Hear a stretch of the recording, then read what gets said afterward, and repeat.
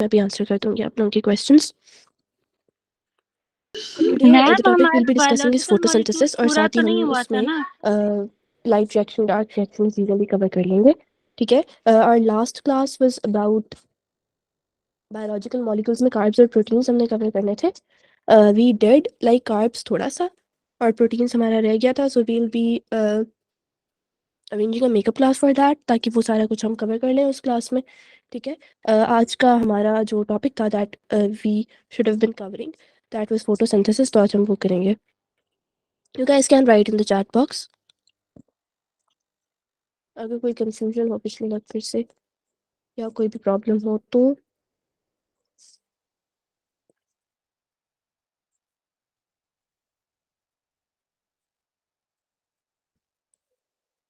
अच्छा, हम 8:30 तक देख लेते हैं ताकि बाकी बच्चे भी ज्वाइन कर लें। 8:30 पे क्लास स्टार्ट कर देंगे। ठीक है,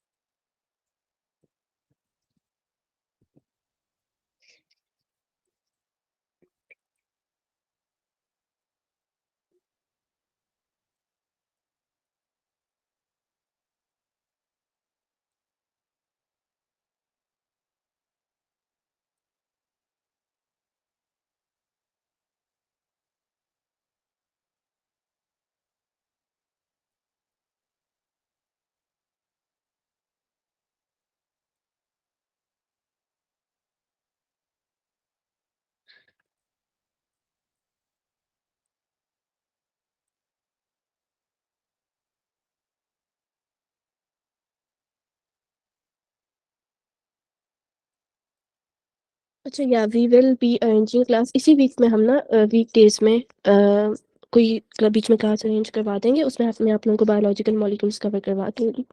ठीक है, बल्कि आप लोग ऐसा कर लो कि I can keep this up to you guys कि आज बायोलॉजिकल मॉलिक्यूल्स कर लें या आज फोटोसिंथेसिस वाला कर लें। तो दिस इज अप टू हम यू पहले गाइस, आप लोग बता दो बायोलॉजिकल मॉलिक्यूल्स कंप्लीट कर जो भी लेते हैं। करना होगा। आई कैन डू दैट, दोनों में से कुछ भी मैं करवा सकती हूँ। ठीक है, तो अगर आप लोगों को कॉलेज वगैरह में कुछ है इसका बायोलॉजिकल मॉलिक्यूल जल्दी समझना है, ठीक है, कुछ इस तरह की बात है, तो फिर हम आज बायोलॉजिकल मॉलिक्यूल्स कर लेते हैं। फोटोसिंथेसिस हम बीच में जो मेकअप क्लास होगी ना उसमें कवर कर लेंगे। तो ये आप लोग फिर बता दो, फिर हम उसी तरीके से आज कर लेते हैं। इफ़ नॉट तो आज हम फोटोसिंथेसिस ही कर लेते हैं। बायोलॉजिकल मॉलिक्यूल्स हम इसी वीक में बीच में कवर कर देंगे इंशाल्लाह।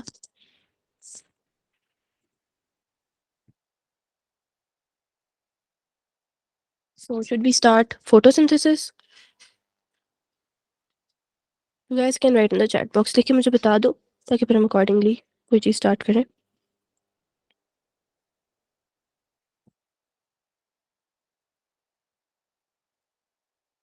Are you guys there? Yes ma'am.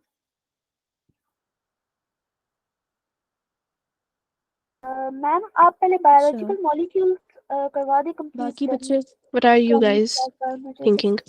Biological molecules कहते हो तो हम वही कर लेते हैं आज कवर, कोई मसला नहीं है। मैम बायोएनर्जेटिक्स हम बाद में कर लेंगे, लाइक पहले वो बायो कंप्लीट कर लेते हैं, फोटोसिंथेसिस हम बीच वाली मेकअप क्लास में कर लेंगे।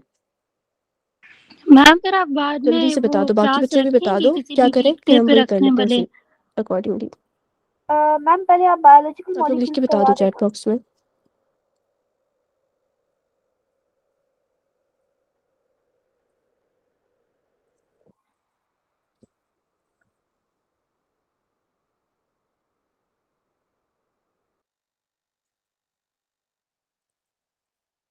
चलो बायोलॉजिकल मॉलिक्यूल्स कहते हो तो बायोलॉजिकल मॉलिक्यूल्स ही कर लेते हैं।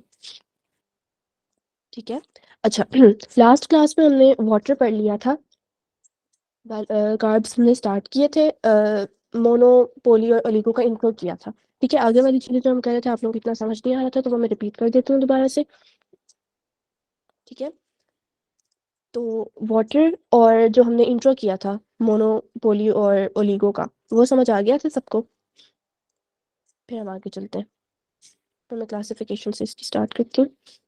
इंट्रो वगैरह सारा समझ आ गया था? उसमें से कोई क्वेश्चन, कोई चीज़ समझ ना आई हो बता दो, मैं रिपीट कर देती हूँ। वाटर और कार्ब्स का इंट्रो हमने किया था। No, ma'am, it was clear. क्या हुआ?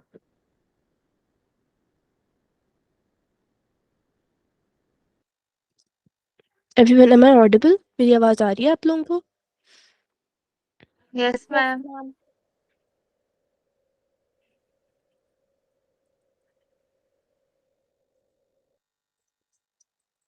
एम आई आ तो रही है आवाज़?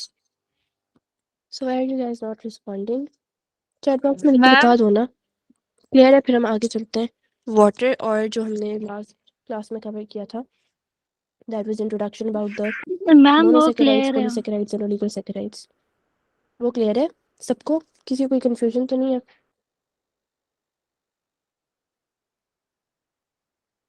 No, ma'am. No. You guys can write in the chat box.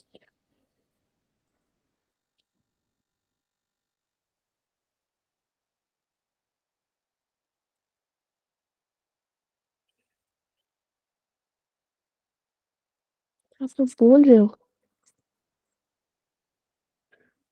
एक सेकंड, आवाज़ क्यों नहीं आ रही? ओप्स, अच्छा सॉरी। चलो ठीक है, अब ठीक है, अब बोलोगे तो आवाज़ आएगी। ठीक है, तो क्लियर है? फिर हम स्टार्ट करते हैं। ठीक है, स्टार्ट हम करें क्लासिफिकेशन ऑफ मोनोसैकेराइड्स। अच्छा, मोनोसैकेराइड्स क्या थे? हमने जो इंट्रोडक्शन पढ़ा था, कोई बच्चा अगर मुझे बता दे, माइक ऑन करके बता दो। क्या मुझे आएगी आवाज़? मैंने वॉल्यूम इंक्रीज कर दिया। चलो, कोई बच्चा माइक ऑन करके मुझे इंट्रो दे दे कि हमने लास्ट क्लास में मोनोसैकेराइड्स का जस्ट इंट्रोडक्शन, होते क्या हैं, number of carbon atoms and stuff like that.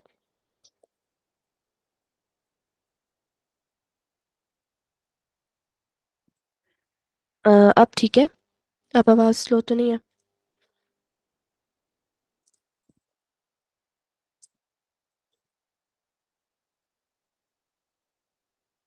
अब ठीक है ना?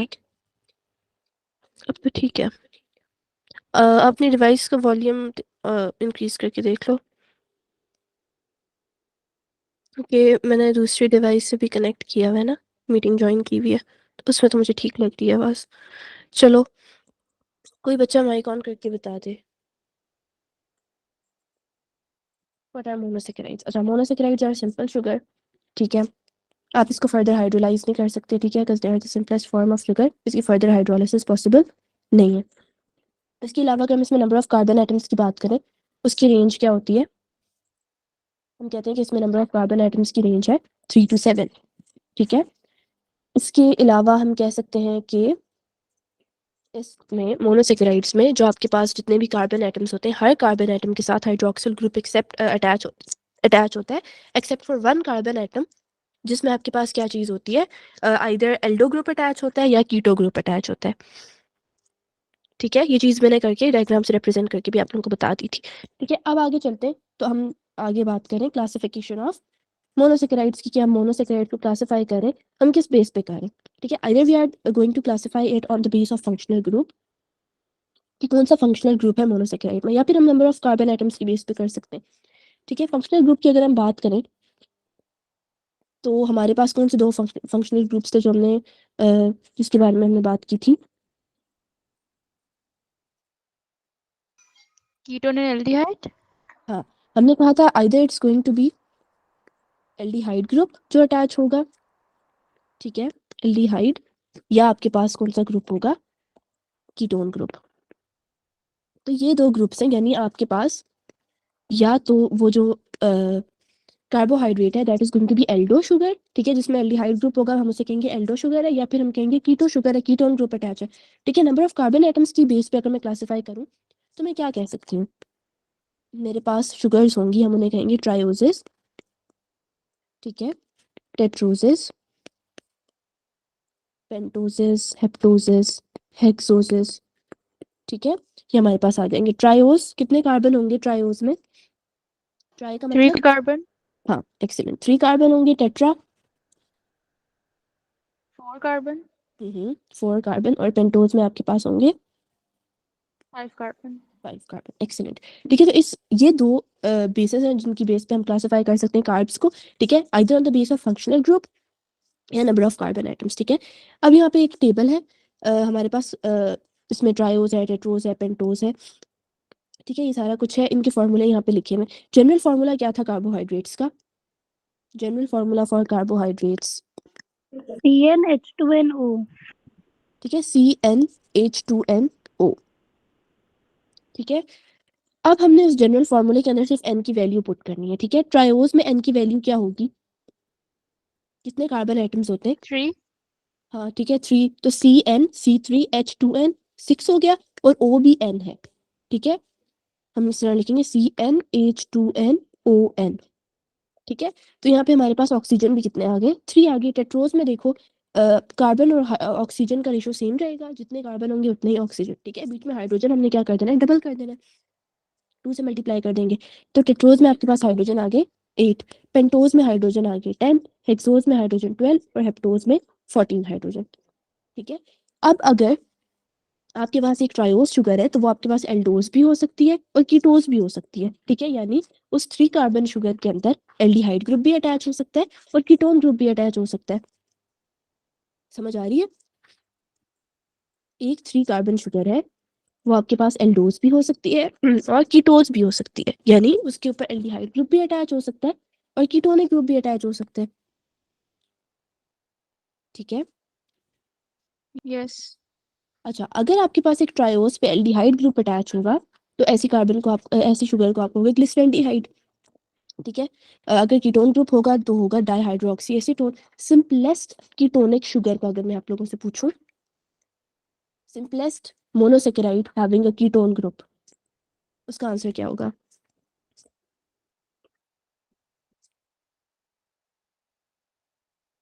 सिंपलेस्ट मोनोसेकेराइड, मोनोसेकेराइड की कार्बन नंबर रेंज क्या है? मोनोसेकेराइड की रेंज क्या है 3 to कार्बन? 7. हाँ, तो सिंपलेस्ट आपके पास कौन सा होगा? Simplest monosaccharide, Say trios. हाँ ट्रायोज होगा। अगर मैं कह रही हूँ सिंपलेस्ट आपके पास monosaccharide having the ketone group, तो देखो ट्रायोज में जिसमें जिसके पास कीटोन ग्रुप है वो कौन सा है? उसका नाम आपके पास क्या है? Dehydroxyacetone. ठीक है, so that is dehydroxy acetone. अच्छा रुको, मैं आप लोगों को थोड़ा पहले एल्डिहाइड और कीटोन का बता देती हूँ। आपके पास एक कार्बन है, ठीक है, सॉरी, आपके पास एक कार्बोक्सिलिक, आपके पास कार्बोनाइल कार्बन है, कार्बन ने डबल बॉन्ड फॉर्म किया हुआ है ऑक्सीजन के साथ, ऐसी कार्बन को हम कहते हैं कार्बोनाइल कार्बन, ठीक है। अगर कार्बन ने डबल बॉन्ड फॉर्म किया हुआ है ऑक्सीजन के साथ, कार्बोनाइल कार्बन, कार्बन कितने बॉन्ड्स फॉर्म कर सकता है?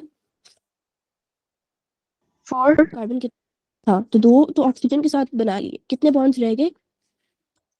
2. तो यहाँ 2 बॉन्ड्स फॉर्म कर सकते हैं। अगर वो यहाँ पे एक बॉन्ड में यहाँ पे अगर हाइड्रोजन हो, ठीक है, तो वो आपके पास क्या हो जाएगा? एल्डिहाइड। यहाँ पे आर ग्रुप हो सकता है, यहाँ पे अगर हाइड्रोजन आ रहा है ना, तो दिस ये ग्रुप क्या है आपके पास? एल्डिहाइड ग्रुप, ठीक हो गया? समझ आ गई? ये एल्डिहाइड ग्रुप कीटोन ग्रुप तब बनेगा अगर आपके पास दोनों साइड पे ना आर है। यहाँ पे आर सेम भी हो सकता है आर, और डिफरेंट भी हो सकता है। आर है क्या? आर आपके पास अल्काइल ग्रुप है, यानी आपके पास कार्बन की चेन हो सकती है, जितने मर्जी कार्बन, ठीक हो गया? समझ आ रही है? Yes. अब मुझे बताओ कि एल्डिहाइड और कीटोन में क्या डिफरेंस है? तो मैं इसको इरेज कर देती हूँ। अभी हमने पढ़ा ना एल्डिहाइड और कीटोन का डिफरेंस, क्या डिफरेंस है? एल्डिहाइड में जो कार्बन है उसके साथ ऑक्सीजन और हाइड्रोजन और कार्बन की चेन है। हम्म। और कीटोन में और आपके जो कीटोन है उसमें दोनों साइड पे कार्बन की चेन है, और वो जो कार्बन है वो हमारा ऑक्सीजन के साथ बॉन्डेड है। हाँ, जो यानी कार्बोनाइल कार्बन है, जिस कार्बन ने डबल बॉन्ड फॉर्म किया हुआ है ऑक्सीजन के साथ, वो अगर किसी भी एक साइड पे हाइड्रोजन के साथ अटैच है तो वो एल्डिहाइड ग्रुप है। अगर वो दोनों साइड पे अल्काइल ग्रुप के साथ अटैच है, ठीक है, कार्बन की चेन के साथ अटैच है, तो आपके पास कीटोन ग्रुप है। ठीक हो गया। तो ये आपके पास डिफरेंट नेम्स हैं for the aldose and ketoses sugars. ठीक है, इनको याद करना है। आगे आ जाते हैं केमिकल स्ट्रक्चर ऑफ मोनोसेकेराइड पे। तो मोनोसेकेराइड में आपके पास, अगर हम इसकी केमिकल स्ट्रक्चर की बात करें, तो यूजुअली ये आपके पास ओपन स्ट्रक्चर में फाउंड होते हैं। ठीक है, नॉर्मली अगर हम इसे देखेंगे तो हमें हमें ये इसका ओपन स्ट्रक्चर है, तो यूजुअली आपको ये ओपन स्ट्रक्चर में ही मिलते हैं। ये इसका क्लोज स्ट्रक्चर है। अब आप लोग यहाँ से देखो फंक्शनल ग्रुप कौन सा अटैच है। यहाँ से फंक्शनल ग्रुप देख के बताओ।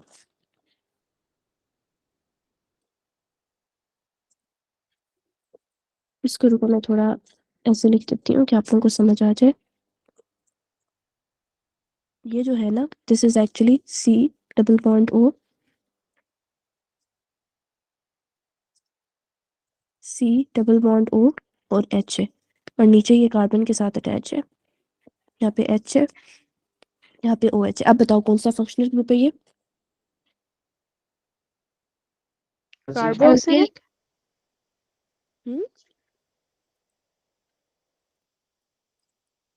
कार्बोक्सिलिक। मुझे आवाज क्लियर नहीं आई, दोबारा बोलना। इज इट बाकी बच्चे, कार्बोक्सिलिक? Carboxylic ma'am acid. ये तो अल्डिहाइड है ना हमारा। हाँ ना, अच्छा, कार्बोक्सिलिक एसिड बता देती हूँ। कार्बोक्सिलिक एसिड में आपके पास जो कार्बोनाइल कार्बन है वो हाइड्रोक्सिल ग्रुप के साथ अटैच होगी। ये जो ग्रुप होगा ना, ये आपके पास कार्बोक्सिलिक एसिड ग्रुप है। यहाँ पे देखो carbonyl carbon, C double bond हो, कार्बोनाइल कार्बन होगी। ये एक जगह तो हाइड्रोजन के साथ अटैच है, एक जगह कार्बन के साथ। तो ये आपके पास कौन सा ग्रुप आ जाएगा, कौन सा ग्रुप है। एल्डिहाइड। एल्डिहाइड ग्रुप है। ठीक है, और कितने कार्बन है इसके अंदर, कार्बन काउंट करो।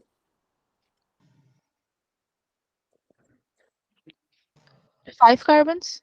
हाँ, तो ये आपके पास 5 कार्बन एल्डिहाइड है। 5 कार्बन यानी पेंटोज, ठीक है, एल्डिहाइड यानी ये आपके पास राइबोज शुगर है। अब समझ आ गई, क्लियर है सबको। Yes ma'am. यस। अब ये राइबोज शुगर अभी ओपन स्ट्रक्चर में, इसका क्लोज स्ट्रक्चर ये मैंने ड्रॉ किया है। अब ये क्लोज स्ट्रक्चर में आई कैसे, अगर हम नॉर्मली चेक करें तो आपके पास जो शुगर होती है, यानी आपके पास जो मोनोसेकेराइड्स होते हैं, नॉर्मली वो आपके पास ओपन चेन स्ट्रक्चर में ही मिलते हैं। लेकिन जब आप उसे पानी के अंदर डिसॉल्व कर दोगे ना, तो वो आपके पास क्लोज स्ट्रक्चर या क्रिस्टलाइन स्ट्रक्चर फॉर्म कर देते हैं। ठीक है, आप इसे कह सकते हो this is the crystalline form, close structure कह दो या कह दो क्रिस्टलाइन, क्रिस्टलाइन फॉर्म है ये इसकी। ठीक है, और ये आपको कैसे मिली, आपने इसको कर दिया डिसॉल्व इन वाटर, आपने ओपन चेन स्ट्रक्चर को पानी में डिसॉल्व कर दिया, तो आपके पास ये क्रिस्टलाइन स्ट्रक्चर आपको मिल गया।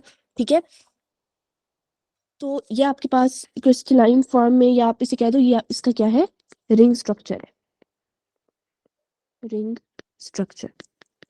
ठीक है, तो आपके पास जो पेंटोसेस है एंड हेप्टोसेस है वो आपके पास रिंग स्ट्रक्चर फॉर्म करती हैं। ये रिंग स्ट्रक्चर कैसे बना, इसमें आपने जो फर्स्ट कार्बन है उसको कंबाइन कर देना है किसके साथ, लास्ट कार्बन के साथ। ठीक है, यहाँ पे आपने ये वाला जो फोर्थ कार्बन है ना, ये वाला फोर्थ कार्बन, इसको कंबाइन कर देना है फर्स्ट कार्बन के साथ, और इस तरह आपके पास यहाँ पे ये एक रिंग बन जाएगा। ठीक हो गया। आगे आ जाते हैं, ये आपके पास, इसमें आपके पास कौन सा ग्रुप है। मैम दोबारा ये आप बात रिपीट कर सकती है, रिंग वाली कि रिंग कैसे बनेगी।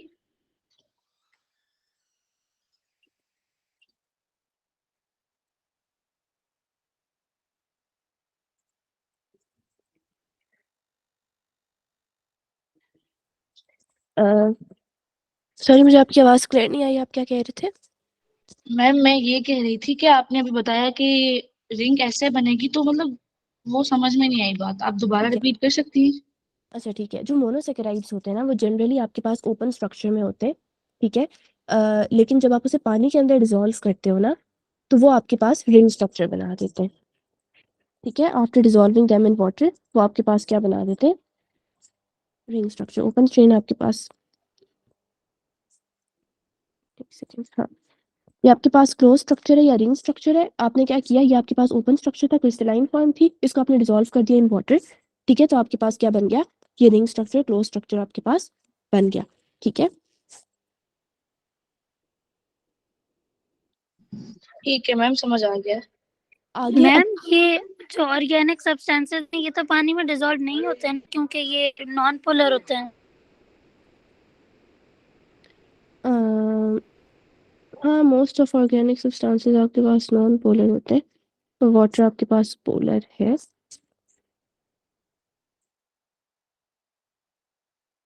बट रुको एक second, let me check this. यहाँ पे आपके पास ना कार्बन हाइड्रोजन बॉन्ड्स है, और कार्बन हाइड्रोजन बॉन्ड आपके पास पोलर वो होता है ना, नॉन पोलर। एक सेकेंड, लेट मी चेक।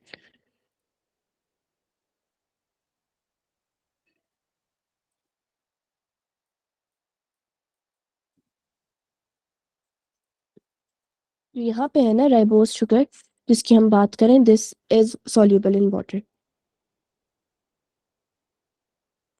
ठीक है। यहाँ पे हम इस राइबोज की बात करें ना, बेशक इट इज ऑर्गेनिक कंपाउंड, लेकिन this is soluble in water, ठीक है।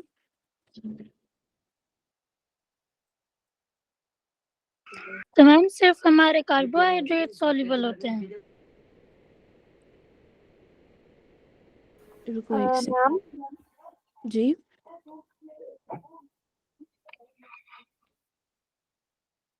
जी मैम एक क्वेश्चन था कि आई गेस आगे भी किसी ने पूछा, वो मैं पूछने लगी थी तो अभी किसी ने पूछा कार्बोहाइड्रेट्स वाला, लाइक वो सॉल्युबल होते हैं, सिर्फ वो सॉल्युबल होते हैं या? अच्छा, यहाँ पे आप देखो, यहाँ पे हम बात करें ना जब इन कार्ब्स की, इसमें आपके पास हाइड्रोक्सिल ग्रुप है, ठीक है। This hydroxyl group is responsible for hydrogen bonding, and water also has hydrogen bonding. तो because of the hydrogen bonding हम ये कहते हैं कि जो आपके पास राइबोस है, या इवन ये जो आपके पास ये पेंटोज शुगर होगी आगे, ये शुगर्स जो हैं that are soluble in water, ठीक है। ग्लूकोज भी तो आपके पास शुगर है ना, ग्लूकोज आपके पास क्या है, हेक्सोज शुगर है। तो ग्लूकोज तो हम घर में भी पानी के अंदर डाल के खिलाते हैं, तो it is soluble in water, ठीक है। ग्लूकोज भी आपके पास है ना सॉल्युबल वाटर में। द रीजन इज दीज तो हाइड्रोक्सिल, फिर ये हाइड्रोक्सिल ग्रुप्स जो है ना, these are responsible for hydrogen bonding. जब हम बाकी ऑर्गेनिक केमिस्ट्री में बात कर रहे होते हैं ना, उसमें हम बात कर रहे हैं, देखो, जब हम कहते हैं ना organic compounds are not soluble in water, उसकी रीजन क्या है कि आपके पास जो कार्बन हाइड्रोजन बॉन्ड्स है ना, इसकी इलेक्ट्रोनेगेटिविटी होती है 2.5, इसकी हाइड्रोजन की इलेक्ट्रोनेगेटिविटी होती है 2.1, इसका इलेक्ट्रोनेगेटिविटी डिफरेंस लेना दैट इज 0.4, ये बहुत छोटा है डिफरेंस, ठीक है। इसकी वजह से ये आपके पास पोलर नहीं है।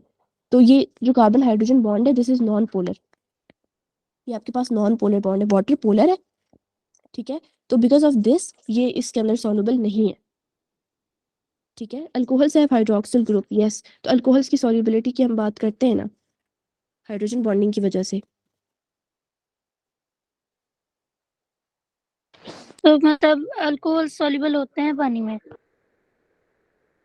जनरली जो स्मॉलर अल्कोहल्स होते हैं ना that are soluble in water, अगर हम स्मॉलर अल्कोहल्स जिनमें कार्बन चेन स्मॉल है ना उनकी बात करें, that are soluble in water, ठीक है, क्योंकि हाइड्रोजन बॉन्डिंग है, वो फॉर्म कर सकते हैं हाइड्रोजन बॉन्डिंग, ठीक है। जैसे जैसे अल्कोहल्स के कार्बन एटम्स की नंबर इंक्रीज करता जाता है, वो सॉल्युबिलिटी डिक्रीज करती जाती है, ठीक है। यानी हम कहेंगे solubility in alcohols is inversely proportional to number of carbon atoms का नंबर इंक्रीज करेगा, सॉल्युबिलिटी डिक्रीज करेगी, ठीक है। जिसके अंदर भी हाइड्रोक्सिल ग्रुप है प्रेजेंट, ठीक है, वो सॉल्युबल होगा वाटर के अंदर because of the property, because of the fact कि वो हाइड्रोजन बॉन्ड फॉर्म कर सकता है, ठीक है। यहाँ पे भी यहाँ पे हाइड्रोक्सिल ग्रुप प्रेजेंट है, तो हम हाइड्रोजन बॉन्ड की प्रॉपर्टी की वजह से कह रहे हैं कि हाइड्रोजन बॉन्डिंग यहाँ फॉर्म हो जाएगी, ठीक है, बिटवीन दिस एंड वाटर। इस वजह से this is soluble in water. जिस तरह हम यहाँ में आपको ग्लूकोज की एग्जांपल दे रही हूँ, ग्लूकोज हम नॉर्मल भी क्या करते हैं, ग्लूकोज जो एक पाउडर्ड फॉर्म में हम बाजार से लेते हैं उसको पानी के अंदर हिला के पी लेते हैं ना, so that glucose is soluble in water. Insoluble तो नहीं है ना, हम पानी के अंदर ही डाल के उसे पी रहे हैं, ठीक है। तो ग्लूकोज भी सॉल्युबल है वाटर के अंदर, that is due to hydrogen bonding. ये जो हाइड्रोक्सिल ग्रुप्स है ना, these are responsible for hydrogen bonding, और इसकी वजह से हम कहते हैं कि these sugars are soluble in water. Clear हो गया। अल्कोहल है, उसके अंदर भी हाइड्रोक्सिल ग्रुप है, वो भी जो स्मॉलर मेंबर है अल्कोहल के, जिनमें कार्बन लेंथ स्मॉल है, they are they are soluble in water, ठीक है, क्योंकि वो हाइड्रोजन बॉन्ड फॉर्म कर लेते हैं। क्लियर हो गया। कोई कंफ्यूजन तो नहीं है किसी को? कोई क्वेश्चन है, पूछ लो।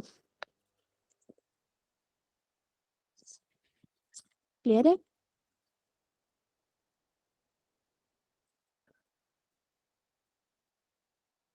मैम हमारे पास कार्बोक्सिलिक एसिड होते हैं, वो भी सॉल्युबल होंगे? अच्छा, कार्बोक्सिलिक एसिड्स की अगर हम बात करें तो कार्बोक्सिलिक एसिड भी सॉल्युबल होते हैं वाटर के अंदर, वो भी, उसके अंदर भी हाइड्रोक्सिल ग्रुप है ना, तो that is responsible for hydrogen bonding, ठीक है। इसमें हम कार्बोक्सिलिक एसिड में जब हम बात करते हैं ना, तो उसमें हम बात कर लेते हैं इवन और ऑड नंबर ऑफ कार्बन जिसके अंदर होता है, ठीक है, क्योंकि उसका स्ट्रक्चर ऐसा बन जाता है। उसमें हम सॉल्युबिलिटी की बात करते हैं कि जिसके अंदर इवन नंबर ऑफ कार्बन होते हैं वो ज़्यादा सॉल्युबल होता है, आई गेस इवन वाला ही ज़्यादा होता है, तो वो आपके पास ज़्यादा सॉल्युबल है इन वाटर। आपके पास जिसके अंदर भी हाइड्रोक्सिल ग्रुप प्रेजेंस है, that is going to be soluble in water because of hydrogen bonding. ठीक हो गया, समझ आ गई? यस मैम, आ गया समझ में। चलो दैट्स परफेक्ट। आगे चलते हैं। तो आगे अब आप लोग मुझे ये वाला स्ट्रक्चर जो है इसमें बताओ कि कौन सा फंक्शनल ग्रुप है, और नंबर ऑफ कार्बन आइटम्स भी बताओ। ये मैम एल्डिहाइड है, क्योंकि हाइड्रोजन भी अटैच्ड है और ऑक्सीजन भी अटैच्ड है और कार्बन की चेन भी है। ठीक है, ठीक है, तो एक साइड पे ये कार्बोनाइल कार्बन है, इसकी एक साइड पे हाइड्रोजन अटैच है, और एक साइड पे आपके पास अल्काइल ग्रुप अटैच है, तो this is an aldehyde. Carbon atom कितने? 6. 6 कार्बन आइटम है, तो 6 कार्बन वाला एल्डिहाइड अगर हम देखें तो ये आपके पास ग्लूकोज है, ठीक है। तो ये आपके पास एक ग्लूकोज का स्ट्रक्चर है, ओपन चेन है। जब आप इसे डिसॉल्व कर दोगे वाटर के अंदर, तो ये आपके पास क्या बना देगा, रिंग स्ट्रक्चर बना देगा। लेकिन जब हम ग्लूकोज की बात करते हैं तो आपके पास दो रिंग स्ट्रक्चर की फॉर्म करता है। एक आपके पास है अल्फा ग्लूकोज, ठीक है, और दूसरा आपके पास है बीटा ग्लूकोज। दोनों में डिफरेंस क्या है, स्ट्रक्चर देख के डिफरेंस फाइंड कर सकते हो। इसमें क्या डिफरेंस दिख रहा है, देखो दोनों में क्या डिफरेंस है।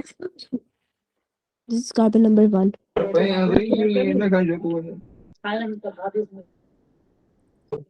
मैम एक में हाइड्रोजन ऊपर है और एक में हाइड्रोजन नीचे है। हाँ एग्जैक्टली अगर हम कार्बन नंबर 1 में देखें तो हाइड्रोजन ऊपर अटैच है, हाइड्रोक्सिल ग्रुप नीचे अटैच है, ठीक है। और दूसरे में अगर हम देखें कार्बन नंबर 1 में हाइड्रोक्सिल ग्रुप ऊपर अटैच है, हाइड्रोजन नीचे अटैच है, ठीक है। So this is the only difference between alpha and beta glucose. ठीक हो गया, तो ये आपके पास ओपन मैम इसको हम पोजीशन आइसोमर्स कहते हैं ना?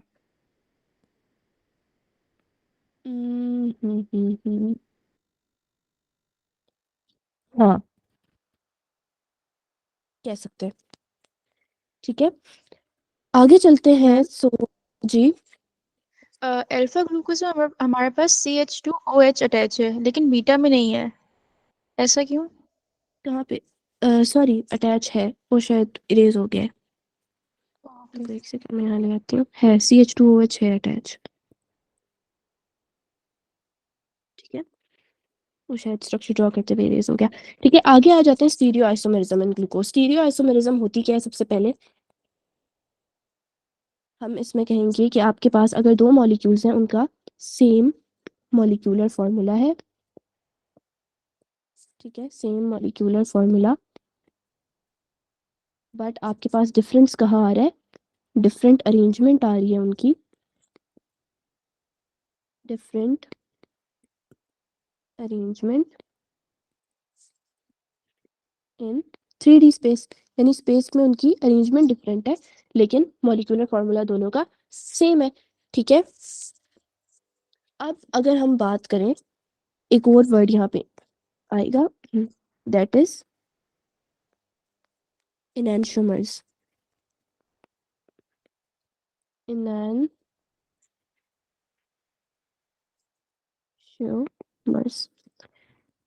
एनैंशियोमर्स आपके पास is a type of stereo isomerism, ठीक है। स्टीरियो आइसोमेरिज्म हमने पढ़ लिया, same molecular formula different arrangement इन 3D स्पेस, ठीक है। एनैंशियोमर्स भी आपके पास टाइप है, type of stereo isomer, sorry, stereo isomerism की आपके पास एक टाइप है, लेकिन इसमें होता क्या है कि objects are non super imposable,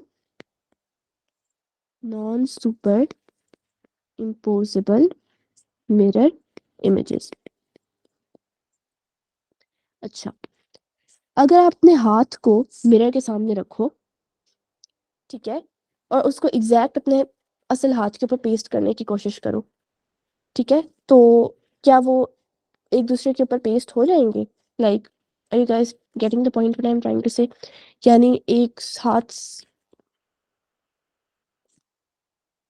सीधा रखो और उसके पीछे दूसरा हाथ रखो इन अ वे कि आपकी जो थंब है ऑफ वन हैंड, उसके पीछे आपके पास आपकी लास्ट फिंगर हो ऑफ द सेकंड हैंड।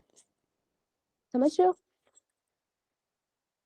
नहीं, एक तो आप इस तरह हाथ रख सकते हो ना कि हाथों की दोनों इनर साइड्स अटैच कर लो, थंब के साथ थंब अटैच है, इस तरह नहीं रखो। इस तरह रखो कि inner side of one hand को अटैच कर लो outer side of the other hand से, ठीक है, ताकि आपके साथ थंब, अगर आपका फर्स्ट हैंड का थंब, उसके पीछे आपके पास सेकंड हैंड की फिंगर है, ठीक है।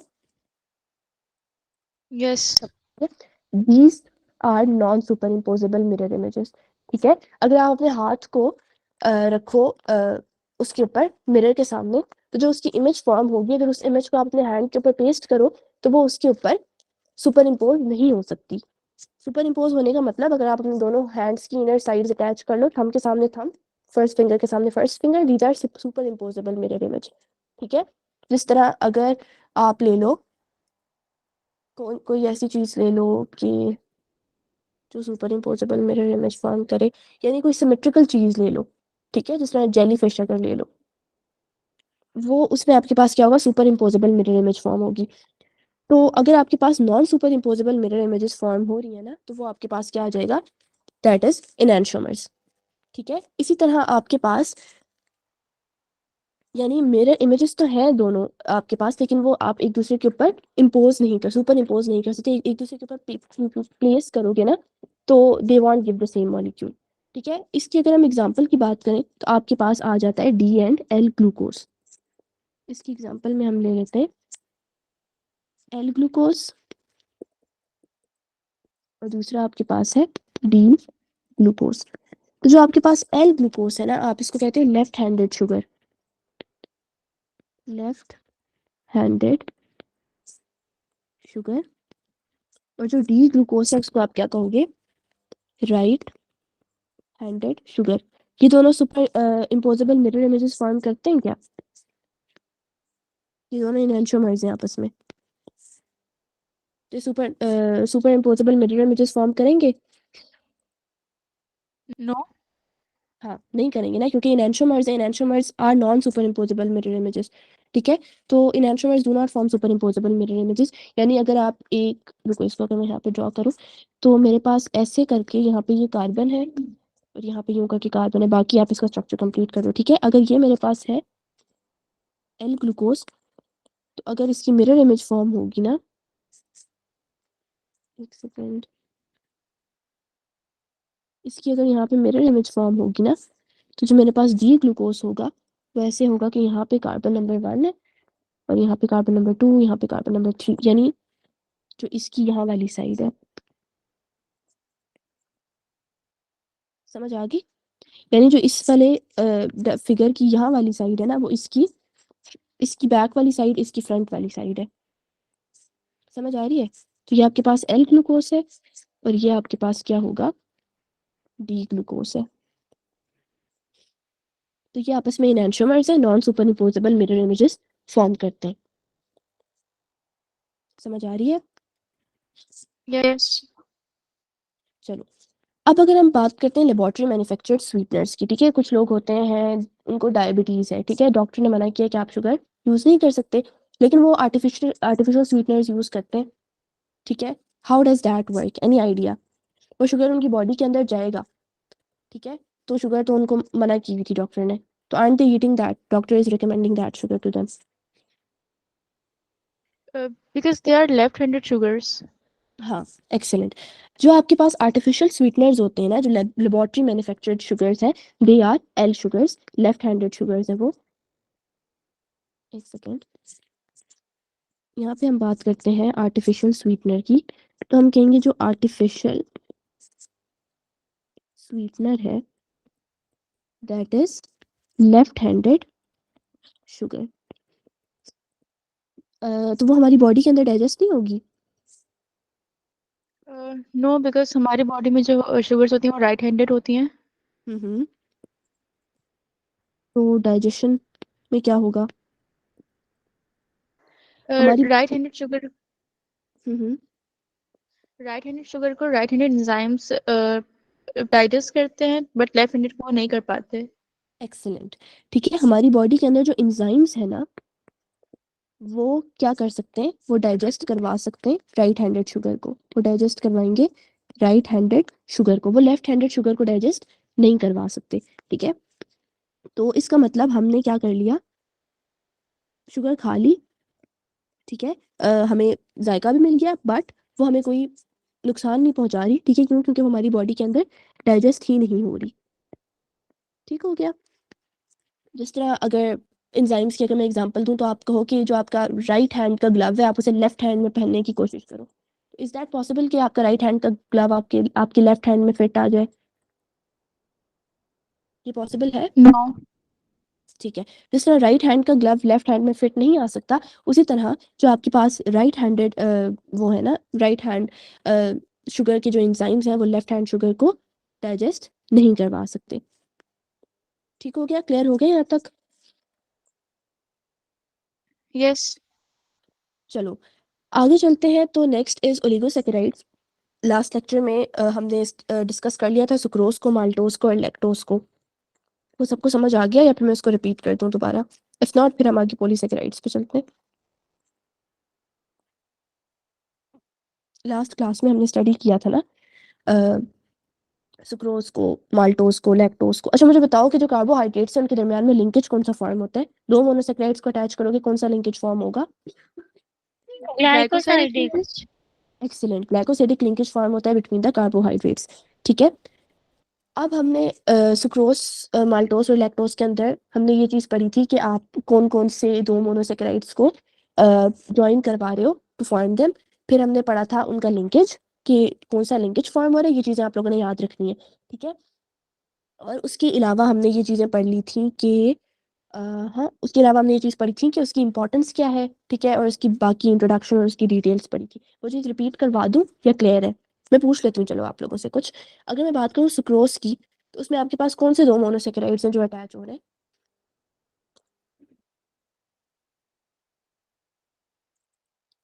सुक्रोज में कौन से दो monosaccharides, except for these two kids जो माइक ओपन करके बात करें? बाकी स्टूडेंट्स का है, आप लोग चैट बॉक्स में लिख लो या माइक ऑन कर लो। ठीक है, जिस तरह be that anything that's convenient for you, but I want you guys to respond. ठीक है, बेशक माइक ऑन कर लो या चैट बॉक्स में लिख लो। ठीक है, चलो excellent. Glucose and fructose, we got the answers. जब हम सुक्रोज की बात करते हैं तो आपके पास, ग्लूकोज एंड फ्रुक्टोज। हाँ, ग्लूकोज और फ्रुक्टोज को आप ऐड करोगे, अल्फा ग्लूकोज और बीटा फ्रुक्टोज को आपने ऐड करवाया। ठीक है, और रुको बल्कि मैं इसको लिख देती हूँ। ठीक है, एक क्विक रिव्यू के लिए यहाँ लिख देती हूँ। ठीक है, मैं बात कर रही हूँ सुक्रोज की। एक सेकंड रुको, मैं कलर चेंज कर लेती हूँ। यहाँ मैं बात कर रही हूँ सुक्रोज की। ठीक है, सुक्रोज मेरे पास कैसे बना? मेरे पास है अल्फा ग्लूकोज प्लस मैंने इसके साथ अटैच कर दिया beta fructose.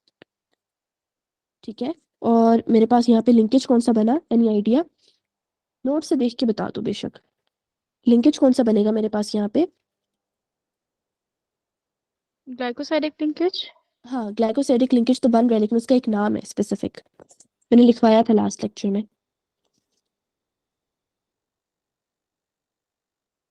That is alpha 1,2 glycosidic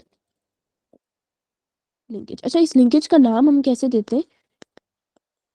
जो आपके पास देखो, यहाँ पे ग्लूकोज का जो कार्बन नंबर 1 है उसके साथ लिंकेज फॉर्म हो रहा है। तो कोई इसका लिंकेज थोड़ा ऐसा सा होता है। ग्लूकोज का आपके पास कार्बन नंबर 1 है जो कंट्रीब्यूट करे to form the linkage. Linkage आपके पास कुछ ऐसा सा होता है। तो एक सेकेंड,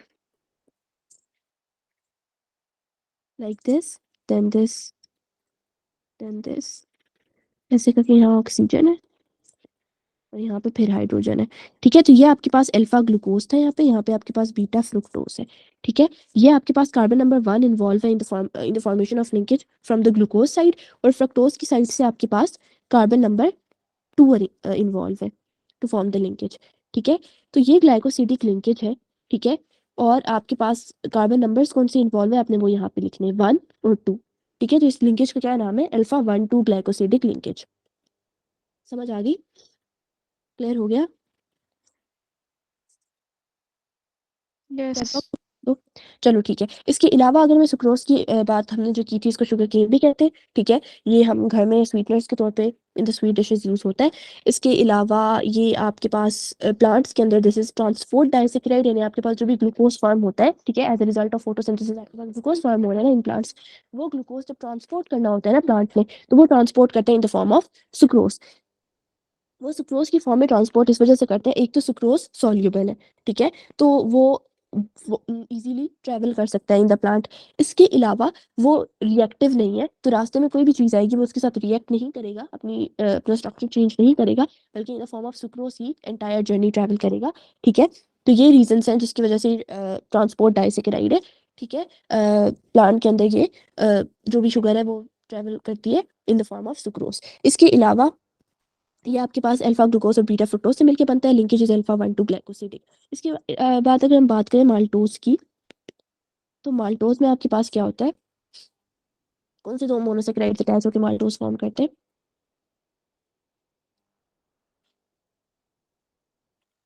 एनी आइडिया?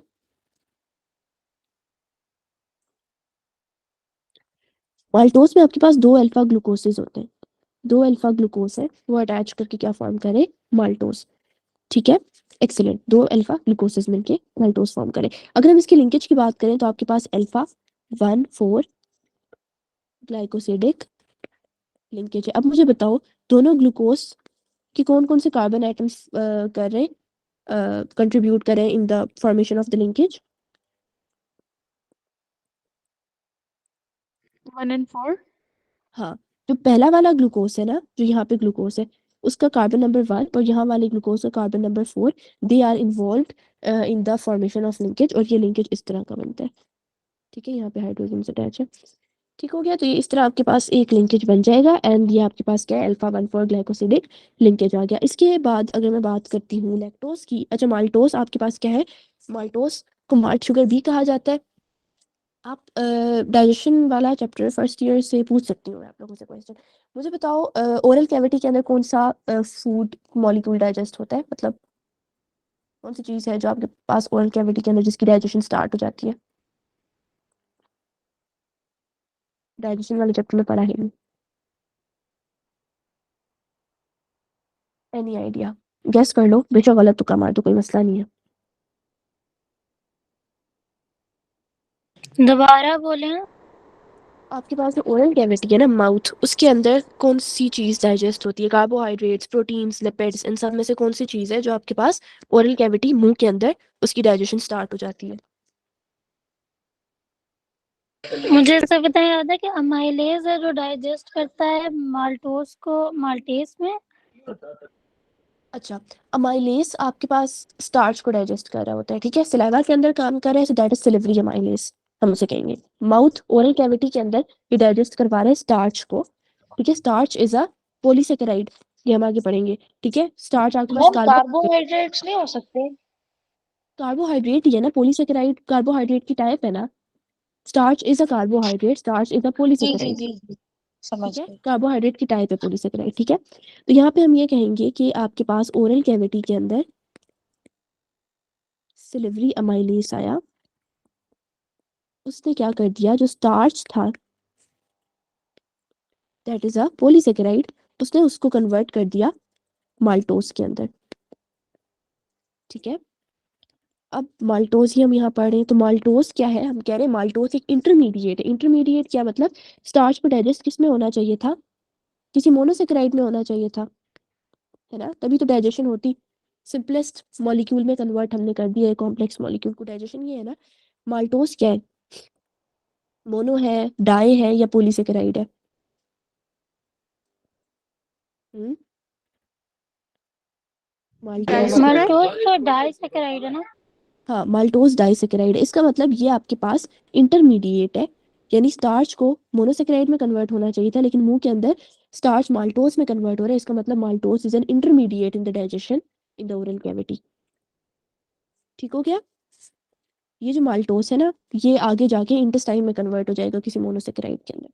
ठीक है, और यहाँ पे आपके पास सिलेब्री अमाइलेज 3 to 5% स्टार्च को कन्वर्ट कर देता है किसके अंदर, माल्टोज के अंदर। क्लियर हो गया, समझ आ गई? तो हम कह रहे हैं माल्टोज आपके पास क्या है, स्टार्च की ब्रेकडाउन के दरमियान में इंटरमीडिएट है। और ये फॉर्म कैसे हुआ है, हमने 2 अल्फा ग्लूकोसिस की कंडेंसेशन करवा दी है। कंडेंसेशन हाइड्रोलिसिस लास्ट चैप्टर में ये कॉन्सेप्ट पता। कंडेंसेशन कोई मुझे बताए, माइक ऑन करके बताओ कंडेंसेशन क्या होता है, व्हाट इज कंडेंसेशन? जो गैस के वेपर्स मतलब लिक्विड में कन्वर्ट होते नहीं नहीं, जो हमने कंडेंसेशन और हाइड्रोलिसिस वाला वाटर कंडेंसेशन। फॉर्म, कोई रिएक्शन करवाने से वाटर फॉर्म हो। हाँ ठीक है, कह सकते हैं। हमने ये पढ़ा था कंडेंसेशन इज, हाँ बोलो। मोनोमर्स पॉलीमर फॉर्म करना इज कंडेंसेशन। एक्सीलेंट। कंडेंसेशन को हम कहते हैं डिहाइड्रेशन सिंथेसिस। ठीक है, डिहाइड्रेशन यानी हमने पानी निकाल दिया। ठीक है, सिंथेसिस हमने कोई चीज बनाई। सिंथेसिस किस चीज की हो रही है, पॉलीमर की हो रही है। ये पॉलीमर हमने कहाँ से बनाया, मोनोमर से, यानी हमने मोनोमर से पॉलीमर बनाया। मोनोमर से जब पॉलीमर बनाएंगे, ये आपके पास एक मोनोमर था, इन दोनों को आपने ऐड करके पॉलीमर बना दिया, तो यहाँ से हाइड्रोजन, यहाँ से हाइड्रोक्सिल ग्रुप निकलेगा, जिसकी वजह से यहाँ पे बॉन्ड बनेगा इन दोनों के दरमियान। ठीक है, यहाँ से वाटर हाइड्रोजन और यहाँ से हाइड्रोक्सिल ग्रुप निकलेगा, तो इन दोनों के दरमियान में बॉन्ड बनेगा, तो पॉलीमर बनेगा। ये हाइड्रोजन और हाइड्रोक्सिल ग्रुप मिलके वाटर फॉर्म कर देता है। समझ आ गई? तो कंडेंसेशन इज मोनोमर से पॉलीमर बनाना। हमने 2 अल्फा ग्लूकोसिस की कंडेंसेशन करवाई, मेरे पास बन गया माल्टोस। क्लियर हो गया? आगे हमारे पास next is lactose. Chat box में लिखो या फिर माइक ऑन करके बताओ कि क्लियर हो गया, फिर मैं आगे चलूंगी। ठीक है, और आप लोग बातें करते रहा करो क्लास में, इस तरह मुझे थोड़ा वो होता है, आई फील लाइक मैं पूरी बोल रही हूँ। ठीक है, चलो दैट्स परफेक्ट। आगे हम लैक्टोज की बात करते हैं, तो लैक्टोज में हम कहेंगे हमारे पास बीटा गैलेक्टोज है प्लस बीटा ग्लूकोज है। इन दोनों की कंडेंसेशन से आपके पास क्या बनता है, लैक्टोज फॉर्म होता है। ठीक है, लिंकेज इसमें कौन सा होगा, एनी आइडिया? β14, चलो मैं लिख देती हूँ, β14 ग्लाइकोसिडिक लिंकेज होता है इसके अंदर, ग्लाइकोसिडिक लिंकेज। ठीक है, लैक्टोज किस चीज के अंदर प्रेजेंट होता है, दिस इज सो कॉमन,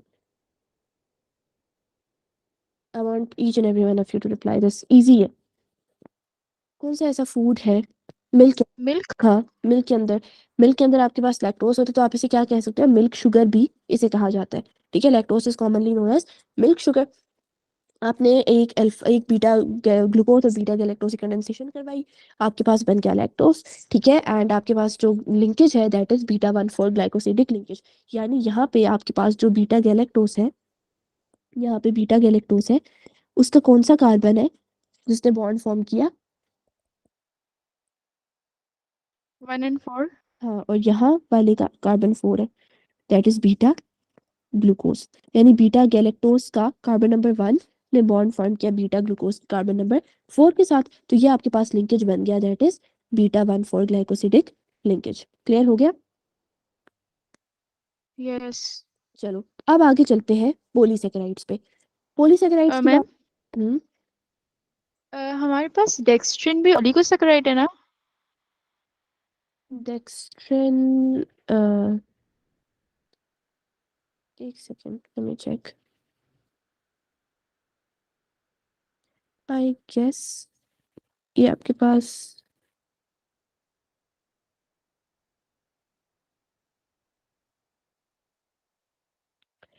अच्छा, डेक्स्ट्रिन आपके पास is a type of carbohydrate but it is not considered as polysaccharide.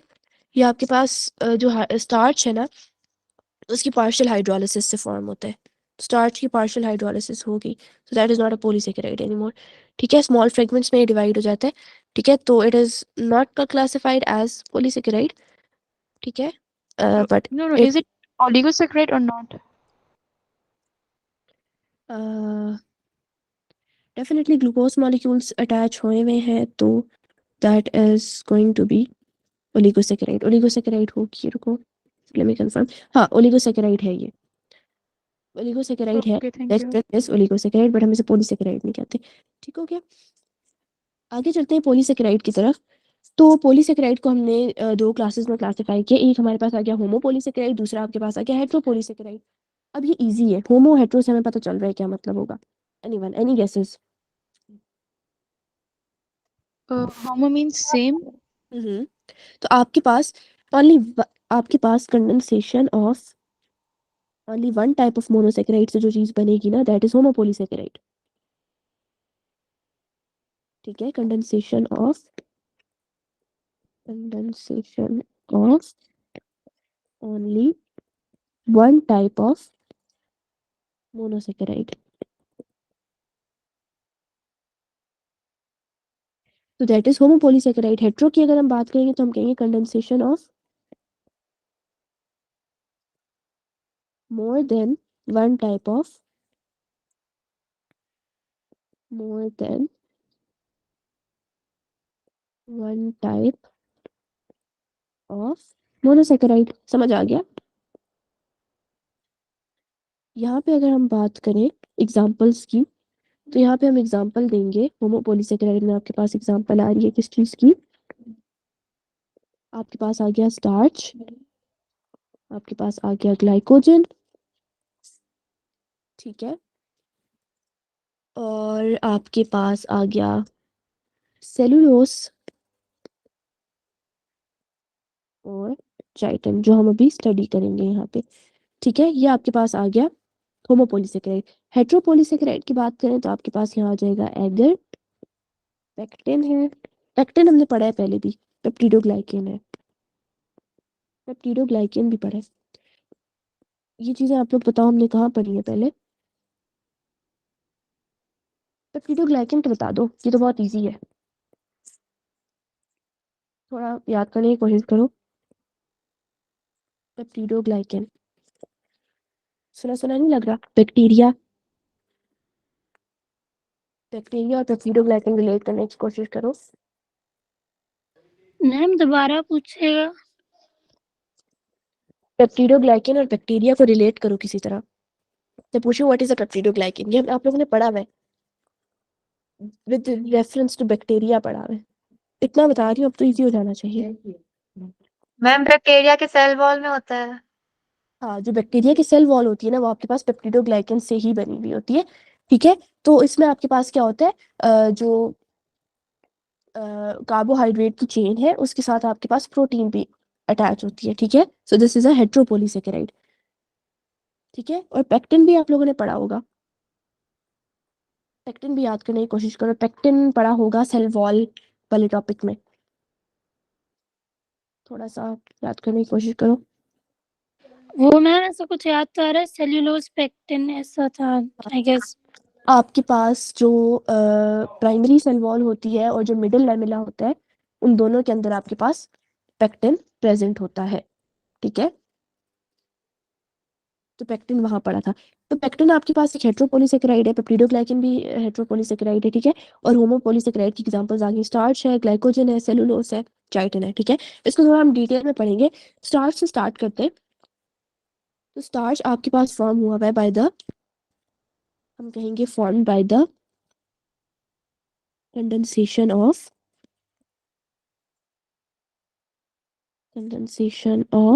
Alpha glucoses. Alpha glucoses की कंडेंसेशन हुई, आपके पास बन गया स्टार्च। ठीक है, प्लांट्स के अंदर आपके पास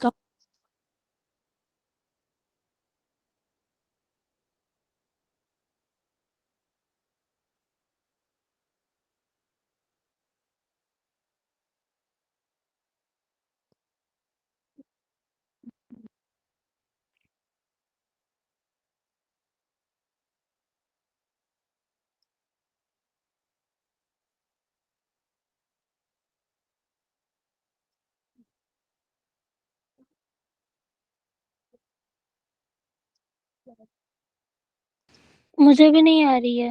मैम आपकी आवाज आवाज नहीं आ रही। बिल्कुल नहीं आ रही मैम, आवाज ही नहीं आ रही आपकी।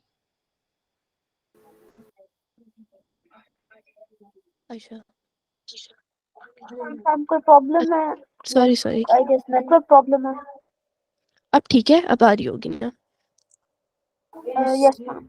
Yes ma'am. सॉरी वो बीच में वो ब्लूटूथ से कनेक्ट हो गया था, सॉरी फॉर द इनकन्वीनियंस। अच्छा तो यहाँ पे हम कह रहे हैं कि आपके पास starch is a storage carbohydrate in plants. Plants के अंदर आपने कार्बोहाइड्रेट को स्टोर करना है, तो आप किस फॉर्म में स्टोर करोगे?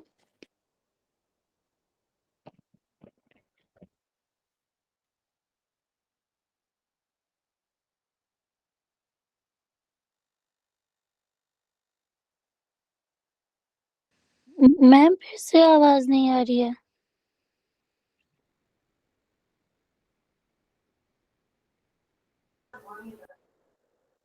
मैम एकदम से आवाज तो स्क्रीन ही बिल्कुल चली गई है।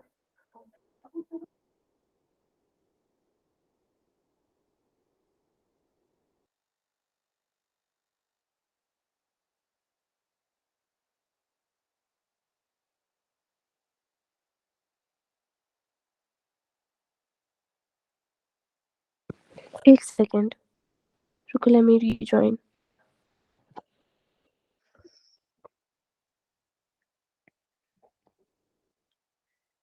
Just give me a second, मैं स्क्रीन शेयर कर लेती हूँ।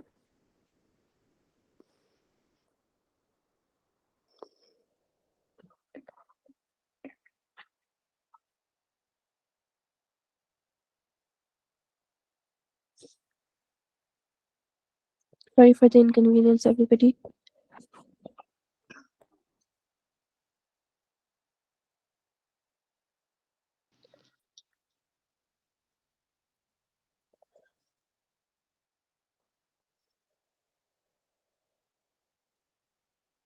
अब ठीक है? Yes ma'am.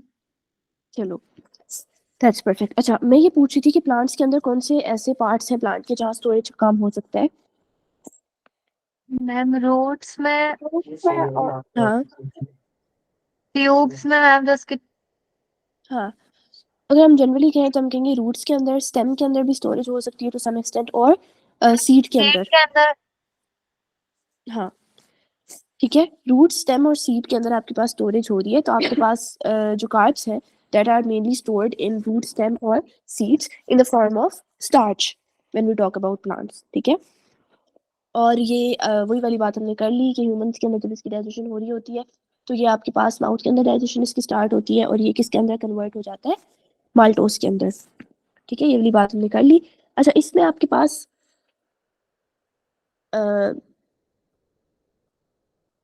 आयोडीन टेस्ट से हमें पता चले कि प्रेजेंस ऑफ स्टार्च। अगर हमने किसी भी सब्सटेंस के अंदर स्टार्च की प्रेजेंस कंफर्म करना है तो हम करेंगे आयोडीन टेस्ट। ठीक है, आयोडीन टेस्ट का रिजल्ट ये क्या देता है? इट गिव्स ब्लू कलर, याद रखना, it gives blue colour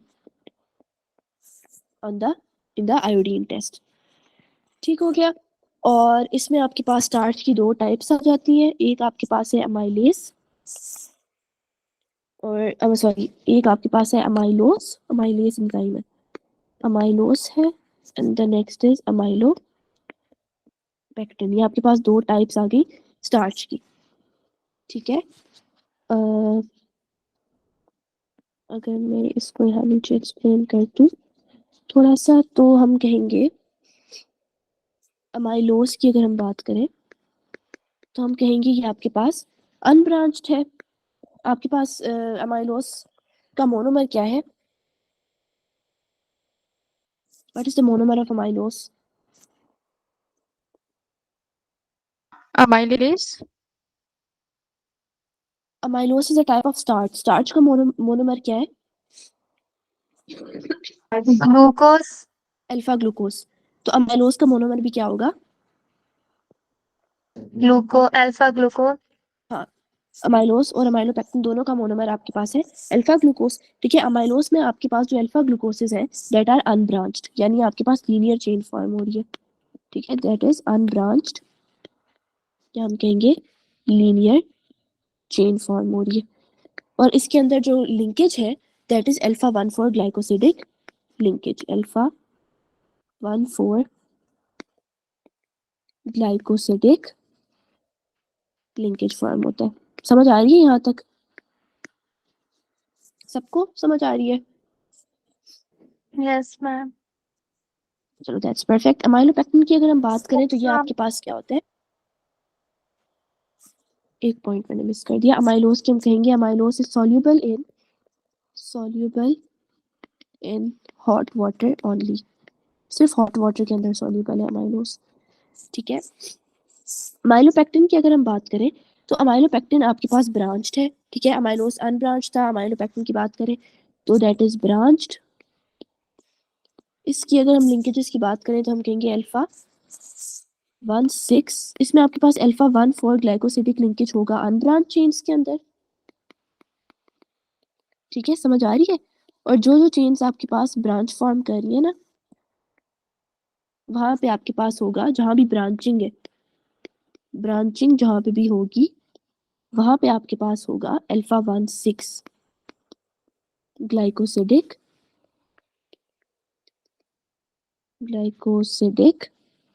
linkage. ठीक है, क्लियर हो रहा है? देखो आपके पास ये इस तरह है ना, सपोज दिस इज अमाइलोपेक्टिन। ठीक है, एक एग्जांपल ले रहे हैं, यहाँ ब्रांचेस हैं, जो यहाँ पे बॉन्ड है दैट आर अल्फा 1,4, जो यहाँ ब्रांचिंग वाला बॉन्ड है ना दैट इज अल्फा 1,6। हो गया क्लियर? अमाइलोस में आपके पास सारे ही अनब्रांच थे, तो सारे बॉन्ड ही अल्फा 1,4 ग्लाइकोसिडिक थे। अमाइलोपेक्टिन में आपके पास डेफिनेटली कुछ कार्बन स्ट्रेट चेन में अरेंज होंगे ना, कहीं ब्रांचिंग होगी, जहां जहां ब्रांचिंग है वहां पे अल्फा 1,6 बॉन्ड है, जहां ब्रांचिंग नहीं है वहां पे अल्फा 1,4 है। क्लियर हो गया? और अगर हम इसकी सॉल्युबिलिटी की बात करें तो that it is completely insoluble in water. वो तो फिर चलो हॉट वाटर में सॉल्युबल था, अगर हम इसकी बात करें तो that is completely insoluble in ma'am water. ये जो अम्लोपेक्टिन है उसमें OH तो होता है ना, हाइड्रोक्सिल, तो फिर ये इनसॉल्युबल क्यों है? देखो जिस तरह हमने ये बात की कि कार्बोक्सिलिक एसिड या अल्कोहल में आपके पास जैसे जैसे number of carbon atoms increase होते हैं तो हाइड्रोजन बॉन्डिंग होने के बावजूद वो वाटर के अंदर इनसॉल्युबल हो जाता है। ठीक है, क्योंकि आपके पास कार्बन चेन की लेंथ इंक्रीज करी। इसी तरह अमाइलोस है, अमाइलोपेक्टिन है, स्टार्च है, ये आपके पास पॉलीसेकेराइड है, लॉन्ग चेन है। ठीक है, तो इस लॉन्ग चेन होने की वजह से these are insoluble in water. Water की सॉल्युबिलिटी तो हमने ऊपर भी डिस्कस की थी ना, लास्ट लेक्चर में हमने ये पढ़ा था कि आपके पास जो मोनोसेकेराइड्स हैं that are soluble in water, जो आपके पास आ जाते हैं डाइसेकेराइड्स या ओलिगोसेकेराइड्स की बात करते हैं, वो less soluble in water as compare to monosaccharides. ठीक है, और अगर हम पॉलीसेकेराइड्स की बात करें that are completely insoluble in water. ठीक हो गया? This is a polysaccharide, why is in made of disaccharide? Polysaccharide आपके पास डिफरेंट मोनोसेकेराइड यूनिट को अटैच करते हैं तो पॉलीसेकेराइड बन जाते हैं। अगर आपके पास 10 या 10 से ज्यादा मोनोसेकेराइड्स अटैच करोगे ना तो पॉलीसेकेराइड बनेगा। डाइसेकेराइड अटैच करके पॉली कैसे बना रहे हो? आपने क्या करना है, 10 से ज्यादा मोनोसेकेराइड यूनिट्स को अटैच करना है तो आपके पास बन जाएगा पॉलीसेकेराइड। ठीक है, मोनोसेकेराइड कौन सा आप अटैच कर रहे हो यहाँ पे, अल्फा ग्लूकोज, यानी आपने 10 अल्फा ग्लूकोसेस या 10 से ज्यादा अल्फा ग्लूकोसेस अटैच की, आपके पास बन गया पॉलीसेकेराइड। ठीक हो गया? 2 to 10 मोनोसेकेराइड्स की बात अगर हम करेंगे ना तो वो आपके पास ओलिगोसेकेराइड बनेगा। 2 to 10 मोनोसेकेराइड्स अगर अटैच करते हो, और अगर 10 से ज्यादा मोनोसेकेराइड्स अटैच कर दोगे ना तो पॉलीसेकेराइड बन जाएगा। ठीक हो गया? तो अमाइलोस अमाइलोपेक्टिन हो गया। आगे चलते हैं, तो आगे आपके पास है ग्लाइकोजन। ग्लाइकोजन कुछ ना कुछ तो सुना होगा ग्लाइकोजन के बारे में, कोई आइडिया? ये आपके पास होमोपॉलीसेकेराइड है। हाँ हाँ बोलो। एनिमल स्टोरेज है, जैसे वो स्टार्च प्लांट्स की स्टोरेज है, ये हमारी स्टोरेज है। एक्सीलेंट। एनिमल्स के अंदर आपके पास जो कार्बोहाइड्रेट स्टोर होता है, storage carbohydrate in animals, that is glycogen. Carbohydrate in animals. ठीक है, ह्यूमन के अंदर कहाँ कहाँ स्टोर होता है कार्बोहाइड्रेट्स, ये ग्लाइकोजन कहाँ कहाँ स्टोर होता है? लिवर में होता है ना मैम? हाँ, लिवर में होता है और मसल्स में। मसल्स में भी। लिवर एंड मसल्स, ये एमसीक्यू आ जाता होता है। ठीक है, तो लिवर एंड मसल्स के अंदर आपके पास ग्लाइकोजन स्टोर होते हैं। ये भी आपके पास कंडेंसेशन ऑफ अल्फा ग्लूकोसिस से फॉर्म हुआ है। Condensation of alpha glucoses. ठीक है, और ये आपके पास स्टोरेज कार्बोहाइड्रेट है इन एनिमल्स। ठीक है, ये आपके पास लिवर और मसल्स के अंदर स्टोर होता है। इसको आप एनिमल स्टार्च भी कहा जाता है। जो जो कहा जाता है वो एमसीक्यू आ जाता है। ठीक है, तो अगर हम बात करेंगे तो हम कहेंगे इसे आप क्या कह सकते हो, एनिमल स्टार्च भी इसे कहा जाता है। ठीक है, ग्लाइकोजन की जो डाइजेशन है वो सिमिलर ही है to the digestion of starch. ठीक है, और इसका अगर आप करोगे आयोडीन टेस्ट, अगर आपने इसकी प्रेजेंस को फाइंड करना है तो आप क्या करोगे, आयोडीन टेस्ट। और ये आयोडीन टेस्ट में कौन सा कलर देगा, glycogen is going to give red colour with iodine solution. ठीक है, ये आपके पास कौन सा कलर देगा, रेड कलर देगा विद आयोडीन सोल्यूशन। अगर हम ग्लाइकोजन की स्ट्रक्चर की बात करें तो हम कहेंगे जो ग्लाइकोजन का स्ट्रक्चर है दैट रिजेंबल्स अमाइलोपेक्टिन। ठीक है, अमाइलोपेक्टिन के अंदर ब्रांचिंग थी कि नहीं थी, अमाइलोपेक्टिन से ये क्या करता है, रिजेंबल करता है। अभी हमने नीचे पढ़ा है, अमाइलोपेक्टिन में ब्रांचिंग थी कि नहीं थी। ठीक। ठीक है, तो डिफरेंस क्या है, अमाइलोपेक्टिन से रिजेंबल करता है but it has much more branching, much more branching. ठीक हो गया, क्लियर हो गया यहाँ तक स्टार्च और ग्लाइकोजन। यस। अगर हम सेलुलोज की बात करें तो सेलुलोज को हम कहेंगे cellulose is the most abundant carbohydrate on earth। क्यों, any idea, most abundant carbohydrate है ये on earth, what is the reason behind this, थोड़ा सा आइडिया। स्टार्च हम आप लोगों ने सॉरी सेलुलोज आप लोगों ने कहाँ पढ़ा है, किस किस रेफरेंस से हमने सेलुलोज को स्टडी किया है अब तक, याद सेल करें। Wall, plant cell wall. तो प्लांट्स की सेल वॉल के अंदर सेलुलोज, मतलब प्लांट्स की सेल वॉल सेलुलोज की बनी हुई है। तो कितने ज्यादा प्लांट्स हैं, फिर उनकी सेल वॉल सेलुलोज की बनी हुई है, तो मोस्ट अबंडेंट जो कार्बोहाइड्रेट आपको मिलता है ना on the planet earth that is cellulose. अब समझ आई कि क्यों मोस्ट अबंडेंट है, क्योंकि प्लांट्स की सेल वॉल इससे बनी हुई है। ठीक है, ये भी आपके पास होमोपोलीसेकेराइड है।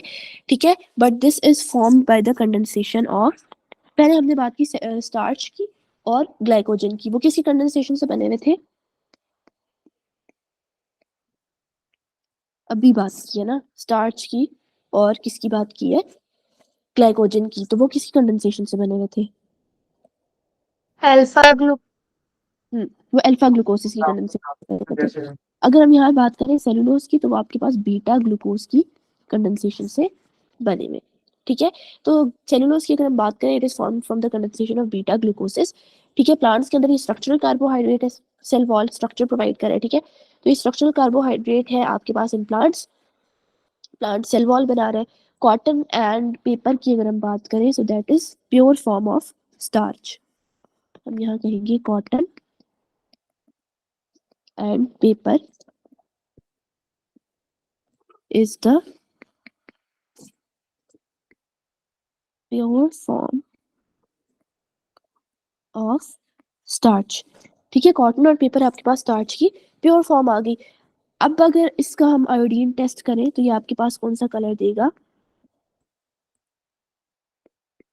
आयोडीन टेस्ट की अगर हम बात करें तो ये आपके पास कोई कलर नहीं देता, it gives no colour with the in the iodine solution. Iodine solution के अंदर ये कोई कलर नहीं देता। ठीक है, और ये आपके पास अमाइलोस से रिजेंबल करता है। ठीक है, इट रिजेंबल्स अमाइलोस, अमाइलोस में ब्रांचिंग थी, अमाइलोस नो से, अनब्रांच्ड थे वो। हाँ अमाइलोस अनब्रांच था। सेलुलोस आपके पास अमाइलोस से रिजेंबल करता है। अमाइलोस के अंदर कौन सी लिंकेजेस थी, ग्लाइकोसाइडिक लिंकेज, हाँ वो तो थी लेकिन कौन सी थी, alpha glucose. Alpha 1,4 glycosidic linkage थी।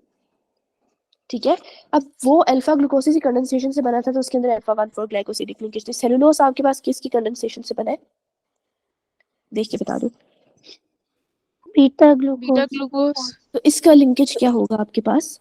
इसके लिंकेज का क्या नाम होगा? Beta glycosidic beta one linkage. Four glycosidic. Excellent, beta 1,4 glycosidic linkage आपके पास आ रहा है इसके अंदर। ठीक हो गया, क्लियर हो गया यहाँ तक? कोई कंफ्यूजन? No ma'am.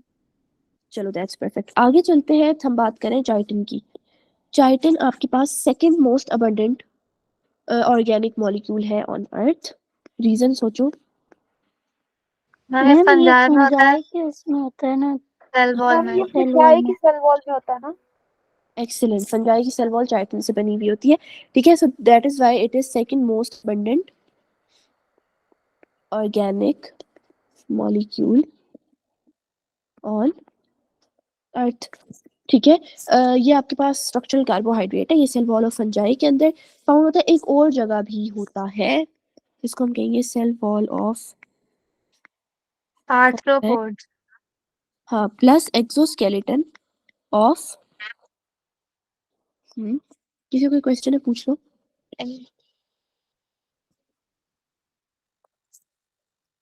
आर्थ्रोपोड्स। ठीक है, तो आर्थ्रोपोड्स के एक्सोस्केलेटन के अंदर भी ये मिलता है। ठीक है, अ, इसको फंगल सेलुलोस भी कहते हैं। ठीक है, तो हम लिखेंगे इसको फंगल सेलुलोस भी कहते हैं। ठीक है, फंगल सेलुलोस भी इसको कहते हैं। और इसका मोनोमर आपके पास क्या है? किसी को कोई आइडिया है इसका मोनोमर क्या है?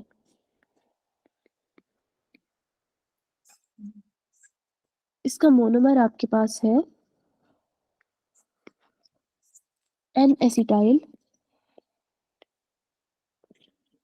ग्लूकोसामीन। आपके पास ये नाइट्रोजन कंटेनिंग मोनोसेकेराइड है, तो इसका आपका मोनोमर क्या आ गया? एन एसिटाइल ग्लूकोसामीन इसका मोनोमर है। ठीक है, ये आपके पास ग्लूकोज की एक मॉडिफाइड फॉर्म है। ठीक है, और अगर हम इसके लिंकेजेस की बात करें, ये आपके पास अनब्रांच स्ट्रक्चर है इसका, यहाँ लिख देती हूँ, अनब्रांच्ड है ये। और लिंकेज की अगर हम बात करें, that is beta 1,4 glycosidic linkage. Clear हो गया? यहाँ तक सबको क्लियर है? कोई कंफ्यूजन, कोई चीज समझना ही हो? No ma'am, it's clear. चलो दैट्स परफेक्ट। आगे चलते हैं, तो आगे हमने पढ़ना है रिड्यूसिंग शुगर और नॉन रिड्यूसिंग शुगर का थोड़ा सा कॉन्सेप्ट पढ़ लेते हैं। ठीक है, अगर हम रिड्यूसिंग शुगर की बात करते हैं तो हम ये कहेंगे कि जितने भी आपके पास मोनोमर्स हैं, ऑल मोनोमर्स और डाइसेकेराइड्स में आपके पास माल्टोज है एंड लैक्टोज है, ये आपके पास रिड्यूसिंग शुगर्स है। ठीक है, बाकी आपके पास नॉन रिड्यूसिंग शुगर में आ जाती है सुक्रोज। नॉन रिड्यूसिंग की अगर हम बात करें तो हम कहेंगे इसमें आ जाती है सुक्रोज। ठीक है, और जितने भी आपके पास पॉलीसेकेराइड्स हैं। ठीक है, रिड्यूसिंग शुगर्स जो है वो ऑक्सीडाइज हो जाती हैं। ठीक है, इस वजह से हम उन्हें कहते हैं रिड्यूसिंग शुगर्स हैं, ये वो खुद ऑक्सीडाइज हो जाती हैं, इस वजह से वो रिड्यूसिंग शुगर्स हैं। ठीक है, रिड्यूसिंग शुगर्स वो, हाँ बस ठीक है। तो अगर इस तरह एमसीक्यू आ जाए कि आपके पास सुक्रोज रिड्यूसिंग है या नॉन रिड्यूसिंग है, सुक्रोज आपके पास नॉन रिड्यूसिंग है और सारे पॉलीसेकेराइड्स आपके पास नॉन रिड्यूसिंग शुगर्स होते हैं। रिड्यूसिंग में आपके पास मोनोसेकेराइड्स आ जाते हैं, मोनोमर्स नहीं, सॉरी इट्स मोनोसेकेराइड्स। ठीक है, जितने भी मोनोसेकेराइड्स हैं वो आपके पास रिड्यूसिंग है, और डाइसेकेराइड्स में लैक्टोज और माल्टोज। ठीक हो गया? क्लियर हो गया? यहाँ तक क्लियर है सारा? यस। Yes ma'am. तो यहाँ पे हमारा ग्लूकोज वाला कार्बोहाइड्रेट्स वाले टॉपिक कंप्लीट हो गया। आगे हम आ जाते हैं प्रोटीन की तरफ। तो प्रोटीन आपके पास क्या है? ये आपके पास मैम क्वेश्चन है, पॉलीमर है। हाँ हाँ पूछो। मैम रिड्यूसिंग शुगर मतलब कैसे, मतलब वो कैसे रिड्यूस हो जाते हैं, मतलब उनमें क्या डिफरेंस आता है उनमें और नॉन रिड्यूसिंग में? कि वो नहीं हो पाती नॉन रिड्यूसिंग? अच्छा, इसमें हम कहते हैं ना,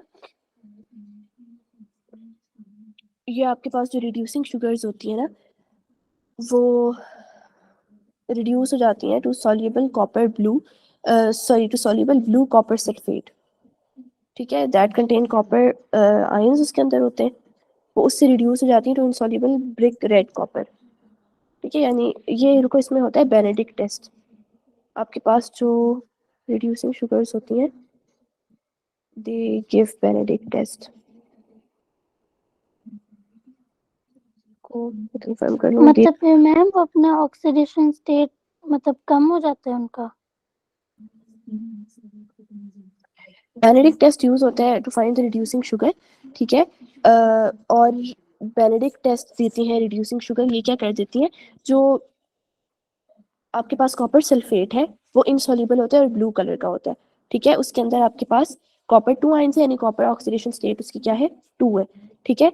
उससे वो कन्वर्ट कर देता है, उसको जो रिड्यूसिंग शुगर है उसको किस चीज में कन्वर्ट कर देती है, इनसॉल्युबल कॉपर ऑक्साइड के अंदर, और उसका कलर होता है ब्रिक रेड, ठीक है। और उस कॉपर की ऑक्सीडेशन नंबर है 1, तो कॉपर आपके पास ऑक्सीडेशन नंबर 2 से ऑक्सीडेशन नंबर 1 पे आ रहा है, इसका मतलब आपके पास ऑक्सीडेशन नंबर क्या हो रहा है, कम हो रहा है। तो डिक्रीज इन ऑक्सीडेशन नंबर आपके पास क्या है, decrease in oxidation number is known as reduction.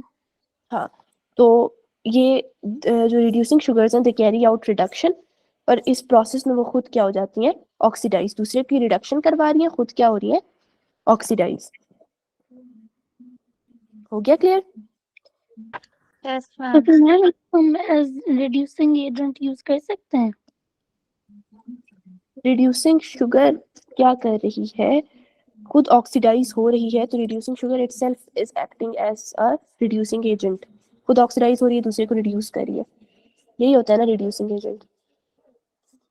हाँ तो फिर मतलब इसको हम लोग दूसरे केमिकल रिएक्शंस में एज रिड्यूसिंग एजेंट यूज कर सकते हैं ना। It depends which chemical reaction we are talking about, ठीक है। हो गया क्लियर?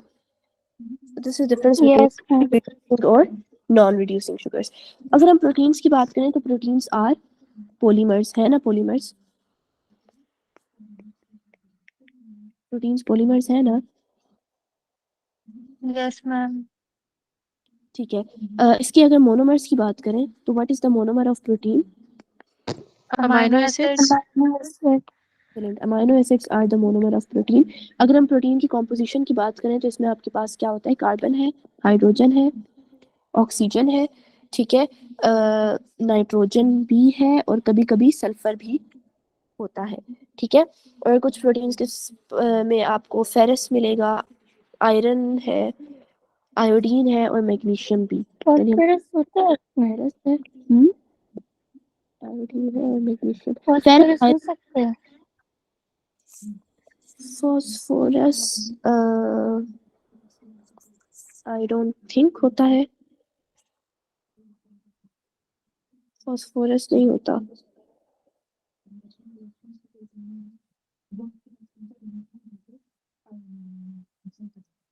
प्रोटीन का एक अमाइनो एसिड का एक स्ट्रक्चर होता है ना, हाँ हो सकता है, फॉस्फोरस भी हो सकता है, ठीक है, फॉस्फोरस भी हो सकता है। आगे हम अमाइनो एसिड का स्ट्रक्चर की बात करें, अच्छा, अगर हम प्रोटीन को डिफाइन करें तो हम कहेंगे protein are the polymer of amino acid या पॉलीपेप्टाइड चेन के आपके पास पॉलीमर्स हैं, ठीक है। इसमें आपके पास सिंगल पॉलीपेप्टाइड चेन भी हो सकती है या फिर more than one polypeptide chain इसके अंदर हो सकती है। अगर हम अमाइनो एसिड की बात करें तो अमाइनो एसिड में आपके पास यहाँ पे ये एक कार्बन होता है, इसको आप कहते हैं अल्फा कार्बन, ठीक है। इस अल्फा कार्बन के साथ आपके पास अटैच है ये, this is the carboxylic acid group, ये हमने ऊपर पढ़ा ना, carboxylic acid group carbonyl carbon है, उसके साथ हाइड्रोक्सिल ग्रुप अटैच है, मैंने सिर्फ हाइड्रोजन अटैच किया है, सॉरी यहाँ पे ओ भी है। कार्बोनाइल कार्बन के साथ हाइड्रोक्सिल ग्रुप अटैच है, तो ये आपके पास कार्बोक्सिलिक एसिड ग्रुप बन गया, ये आपके पास अमाइनो ग्रुप है, दिस इज NH2, ठीक है, दिस इज अमाइनो ग्रुप। एक साइड पे अमाइनो ग्रुप अटैच है, एक पे कार्बोक्सिलिक एसिड, यानी दो फंक्शनल ग्रुप्स अटैच है, एक आपके पास अमाइनो ग्रुप है और दूसरा कार्बोक्सिलिक एसिड ग्रुप है, दो फंक्शनल ग्रुप आपके पास है इन अमाइनो एसिड। ये आपके पास हाइड्रोजन है और यहाँ पे ये R ग्रुप है, दैट इज यहाँ पे आपके पास क्या है, कोई भी अल्काइल ग्रुप अटैच हो सकता है। अगर हम बात करते हैं जनरली, तो आपके पास सारे अमाइनो एसिड्स इस आर ग्रुप की बेस पे ही डिफर करते हैं कि आर ग्रुप हर अमाइनो एसिड में चेंज होता है, बाकी ये NH2 कार्बोक्सिलिक एसिड और ये हाइड्रोजन ये सेम ही रहता है। ठीक हो गया। तो अमाइनो एसिड की अगर हम बात करें तो हम कहेंगे these are the building blocks of proteins. हम कहेंगे these are building blocks of protein. ठीक है। आपके पास 20 amino acids mainly or commonly, अगर हम कहें कॉमनली 20 अमाइनो एसिड्स फाउंड होते हैं, आर फाउंड इन प्रोटीन्स के अंदर मेनली आपके पास 20 अमाइनो एसिड्स होते हैं। ठीक है। इसके अलावा हम कहेंगे कि उसके स्ट्रक्चर की बात हमने कर ली कि बीच में आपके पास एक अल्फा कार्बन है, उसके साथ ये ग्रुप्स अटैच हुए हैं। ठीक है। हर में आपके पास आर ग्रुप डिफरेंट होता है। ठीक है। अगर हम सिंपलेस्ट अमाइनो एसिड की बात करें, any idea? Simplest amino acid की अगर हम बात करें, दैट इज ग्लाइसिन। वहाँ आर ग्रुप की जगह हाइड्रोजन अटैच होते हैं। ठीक है। तो आपके पास सिंपलेस्ट अमाइनो एसिड क्या है? That is glycine. हो गया क्लियर? यहाँ तक समझ आ गया? किसी को कोई कंफ्यूजन, कोई चीज समझ ना आई हो? नो मैम, फिर चलो आगे हम आ जाते हैं डाइपेप्टाइड और पॉलीपेप्टाइड पे। तो डाइपेप्टाइड और पॉलीपेप्टाइड अमाइनो एसिड्स की कंडेंसेशन से बनते हैं, यानी आपने क्या कर दिया, अमाइनो एसिड्स को अटैच कर दिया, उससे आपके पास डाइपेप्टाइड और पॉलीपेप्टाइड बन गए। ठीक है। अब ये आपके पास कैसे बने? अगर हम यहाँ पे बात करते हैं दो प्रोसेसेस की, एक होता है ट्रांसक्रिप्शन, ये आप लोगों ने पढ़ा हुआ होगा already, but one is transcription and the other one is translation. Transcription क्या होता है? किसी को कोई idea? What is transcription? DNA से आपने आरएनए बना दिया, दैट इज ट्रांसक्रिप्शन। और आपने क्या कर दिया, आरएनए से बना दी प्रोटीन। तो आरएनए से आपने प्रोटीन बना दी, दैट इज ट्रांसलेशन। ठीक है। तो आपके पास क्या हुआ, अमाइनो एसिड्स एक दूसरे के साथ रिएक्ट करते, ठीक है, और क्या फॉर्म कर देते, बॉन्ड फॉर्म करके, पेप्टाइड बॉन्ड फॉर्म करके डाइपेप्टाइड फॉर्म कर देंगे। अगर दो अमाइनो एसिड्स जुड़ेंगे, अगर ढेर सारे अमाइनो एसिड्स जुड़ेंगे तो पॉलीपेप्टाइड फॉर्म कर देंगे। यानी अगर हम बॉन्ड की बात करें तो कार्ब्स में हमने कहा था ग्लाइकोसिडिक बॉन्ड फॉर्म होते हैं। प्रोटीन्स में आपके पास कौन सा बॉन्ड फॉर्म होता है? पॉलीपेप्टाइड। पेप्टाइड। ठीक है। आपके पास पेप्टाइड बॉन्ड होता है, that is formed during the synthesis of protein. दो अमाइनो एसिड्स ग्रुप, दो अमाइनो एसिड्स अटैच होकर पेप्टाइड बॉन्ड फॉर्म करते हैं। पेप्टाइड बॉन्ड होता कैसे? आपके पास ये सी डबल बॉन्ड ओ है, यानी आपके पास एक अमाइनो एसिड में जो कार्बोक्सिलिक एसिड है ये अटैच हो जाता है दूसरे अमाइनो एसिड के अमाइनो ग्रुप के साथ। ठीक है। और यहाँ से ये वाला OH और यहाँ से एक हाइड्रोजन, ये आपके पास एलिमिनेट हो जाते हैं, जिसकी वजह से वाटर मॉलिक्यूल रिलीज होगा। क्लियर हो गया? यहाँ से सी डबल बॉन्ड OH था ना, वो अटैच हो गया NH2 के साथ। ठीक है। तो यहाँ से आपके पास ये OH और ये H रिलीज हो गए, तो आपके पास बन गया C double bond O, N और एक H रह गया, plus water molecule. This is known as peptide bond. हो गया क्लियर?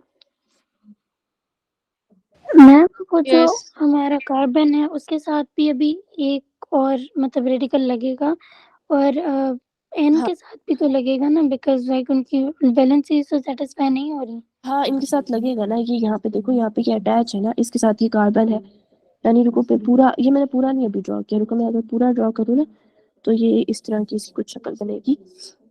आपके पास यहाँ पे N है, यहाँ पे H है, यहाँ पे कार्बन आ गया, यहाँ पे हाइड्रोजन है, यहाँ पे R ग्रुप ले लो। ठीक है। हम जनरल अमाइनो एसिड अटैच कर देते हैं, यहाँ पे हाइड्रोजन है, यहाँ पे सी डबल बॉन्ड O और यहाँ OH है। इसके साथ आपने ऐड कर दिया एक और अमाइनो एसिड, यानी N है, H है, सॉरी कार्बन है, यहाँ पे R ग्रुप है, एक सेकेंड, कार्बन है, यहाँ पे R ग्रुप है, यहाँ पे हाइड्रोजन है, C double bond O OH। ठीक है, अब यहाँ पे बॉन्ड बनेगा, यहाँ से ये हाइड्रोजन और हाइड्रोक्सिल ग्रुप रिलीज होके वाटर बन गया, और पीछे वाला सारा कुछ ऐसे ही रहेगा। यहाँ से C डबल बॉन्ड O, फिर यहाँ आ जाएगा NH, और यहाँ से आगे ये सारा कुछ अटैच प्लस वाटर। तो और मतलब सी और एन आपस में बॉन्ड बना लेंगे। हाँ, यहाँ वाले C और N ने आपस में बॉन्ड बना लिया, कार्बन और नाइट्रोजन ने आपस में बॉन्ड बना लिया। अब यहाँ से कार्बन के इस साइड जो चीजें थी वो अभी भी अटैच ही रहेंगी, और नाइट्रोजन के इस साइड जो चीजें थी वो अटैच ही है। ठीक है, तो यहाँ पे ये बॉन्ड फॉर्म कर रहे हैं, यहाँ पे कार्बन का भी एक बॉन्ड है, यहाँ नाइट्रोजन भी आगे उनके साथ बॉन्ड फॉर्म कर रहे हैं। हो गया क्लियर? Yes ma'am. आगे हम आ जाते हैं सिकल सेल एनीमिया। तो एनीमिया क्या होता है? This is a very common term. Ma'am ये वो है ना जो आरबीसीज हैं वो सिकल सेल शेप के हो जाते हैं। हाँ, अगर हम जनरली एनीमिया की बात करें तो हम कहते हैं खून की कमी हो गई है तो इसे एनीमिया होता है। ठीक है, अब खून की कमी कैसे हो रही है? कि आपके पास अगर रेड ब्लड सेल्स कम है, तो रेड ब्लड सेल्स के अंदर एक प्रोटीन होती है that is responsible for the transport of oxygen, and that protein is, उस प्रोटीन को क्या कहते हैं?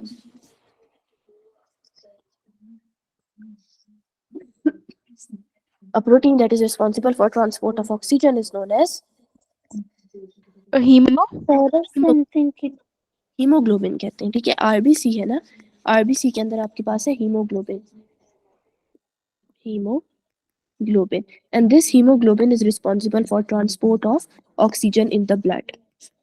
थोड़ा थोड़ा कार्बन डाइऑक्साइड भी ट्रांसपोर्ट करिए।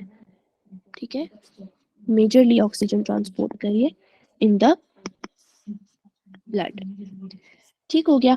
अब अगर खून की कमी हो रही है, इसका मतलब हीमोग्लोबिन की भी कमी हो रही है। हीमोग्लोबिन की कमी हो रही है तो ऑक्सीजन सही तरह पूरी तरह ट्रांसपोर्ट नहीं होगा। ठीक है, इसका मतलब हम कहेंगे जो एनीमिया वाला पेशेंट है उसको क्या होगा? थोड़ा बहुत शॉर्टनेस ऑफ ब्रेथ भी होगी, क्योंकि ऑक्सीजन सही तरह ट्रांसपोर्ट नहीं हो रहा। अगर हम हीमोग्लोबिन की बात करें तो हीमोग्लोबिन में आपके पास, अगर हम हीमोग्लोबिन के स्ट्रक्चर की बात करें तो हीमोग्लोबिन में आपके पास होती है 2 अल्फा चेन्स और 2 बीटा चेन्स होती है। ठीक है, जो अल्फा चेन्स होती हैं उसमें आपके पास होते हैं 141 अमाइनो एसिड्स। एक अल्फा चेन की अगर हम बात करें उसके अंदर आपके पास 141 अमाइनो एसिड्स है, और एक बीटा चेन में आपके पास 146 अमाइनो एसिड्स है। तो 141 इंटू 2 प्लस 146 इंटू 2 करके आपके पास total number of amino acids आ जाएंगे हीमोग्लोबिन। आप इसे सॉल्व करोगे तो आ जाएंगे 574 आते हैं, 547 का जिस तरह का नंबर आता है। ठीक है, that is the total number of amino acids in the haemoglobin. ठीक है, तो ये आपके पास आ गया स्ट्रक्चर ऑफ हीमोग्लोबिन। अब अगर हम एक नॉर्मल हीमोग्लोबिन की बात करें, आपके पास बीटा चेन में एक अमाइनो एसिड सिर्फ चेंज हो जाता है। ठीक है, अगर हम सिकल सेल एनीमिया की बात करें, ठीक है, हम बात करें सिकल सेल एनीमिया, एंड जो आपके पास आरबीसी होती है उसकी क्या शेप होती है? नॉर्मल आरबीसी की क्या शेप होती है? नॉर्मल आरबीसी की क्या शेप होती है? वो होता है बाइकनकेव। नॉर्मल आरबीसी बाइकनकेव है, यहाँ से भी कनकेव, यहाँ से भी कनकेव, ऐसे करके। ठीक है, तो नॉर्मल आरबीसी आपके पास बाइकनकेव है। ठीक है, अगर हम बात करते हैं सिकल सेल एनीमिया में, तो सिकल सेल एनीमिया में आपके पास जो आरबीसी होता है वो सिकल सेल शेप हो जाता है, सिकल शेप हो जाता है, इसी वजह से हम कहते हैं सिकल सेल एनीमिया। जो आपके पास बीटा चेन है ना, उसके अंदर एक अमाइनो एसिड है दैट इज ग्लूटामिक एसिड। ये एक अमाइनो एसिड का नाम है। वो ग्लूटामिक एसिड रिप्लेस हो जाता है किससे? एक अमाइनो एसिड है उसका नाम है वेलाइन। तो सिर्फ यहाँ पे एक मिस्टेक आ जाती है कि जो ग्लूटामिक एसिड है, दोनों बीटा चेन्स की बात हो रही है। ठीक है, एक में नहीं होता, दोनों बीटा चेन्स में पोजीशन नंबर 6 पे आपके पास ग्लूटामिक एसिड होना चाहिए था। ठीक है, बीटा चेन की पोजीशन नंबर 6 पे ग्लूटामिक एसिड होना चाहिए था, लेकिन वहाँ पे वेलाइन आ गया है। ठीक है, बीटा चेन में, तो आपके पास बीमारी हो गई है इस अमाइनो एसिड की रिप्लेसमेंट की वजह से, और उस बीमारी का क्या नाम है? That is sickle cell anaemia. समझ आ गया सिकल सेल एनीमिया कैसे हुआ? Yes ma'am. कोई कंफ्यूजन? यस ठीक है, आगे हम आ जाते हैं क्लासिफिकेशन ऑफ प्रोटीन। तो प्रोटीन्स को हमने क्लासिफाई किया 2 कैटेगरीज में, फिब्रस प्रोटीन्स है, ग्लोब्यूलर प्रोटीन्स है। फिब्रस प्रोटीन्स आपके पास फाइबर की तरह होती है। ठीक है, हम कहेंगे लाइका फाइबर। अब अगर एक ऐसा सा धागा है उसको आप सॉल्यूबल पानी के अंदर डिसॉल्व करना चाहोगे तो वो होगा डिसॉल्व। नहीं होगा। ये आपके पास सेकेंडरी स्ट्रक्चर में एग्जिस्ट करती है प्रोटीन की, ठीक है। और ये इस तरह का धागा होता है, ये आपके पास इनसॉल्यूबल है, इनसॉल्यूबल इन वाटर, ठीक हो गया। और इसके अलावा अब देखो इसकी शक्ल देख के आपको लग रहा है कि ये इलास्टिक होगा, एक फाइबर है ना, आपको लग रहा है इलास्टिक होगा, हो गई इलास्टिक, ठीक है। ये इलास्टिक इन नेचर है and it can not be crystallise, इसको आप क्रिस्टलाइज नहीं कर सकते, कैन नॉट बी क्रिस्टलाइज्ड। अच्छा अभी लेक्चर में ना like I am going to take 5 या 10 मोर मिनट्स, ठीक है। 11:10 पे क्लास एंड करने कोई मसला तो नहीं है किसी को? मैम अच्छा फिर 2 मिनट का ब्रेक ले लेते हैं, आप लोग जब तक पीछे वाला लेक्चर सारा रिवाइज कर लो और देख लो कोई मसला तो नहीं है, ठीक है। फिर 10 o'clock स्टार्ट करेंगे, 10 मिनट्स में ये वाइंड अप कर दूंगी, ठीक है। थोड़ा सा आप लोग भी ब्रेक ले लो ताकि मैं आगे जो चीज़ें पढ़ाऊँ आप लोगों को क्लियर समझ आए, ठीक हो गया। मैम प्लीज जैसे क्लास खत्म हो अभी वाले नोट्स ग्रुप में शेयर कर दिएगा। चलो ठीक है, मैं फौरन भेज दूंगी, ठीक है। अभी आप 1 मिनट चलो रह के 1 मिनट का ब्रेक ले लो। और मैम रिकॉर्डिंग भी प्लीज जल्दी भेज दीजिएगा। Okay yes ma'am.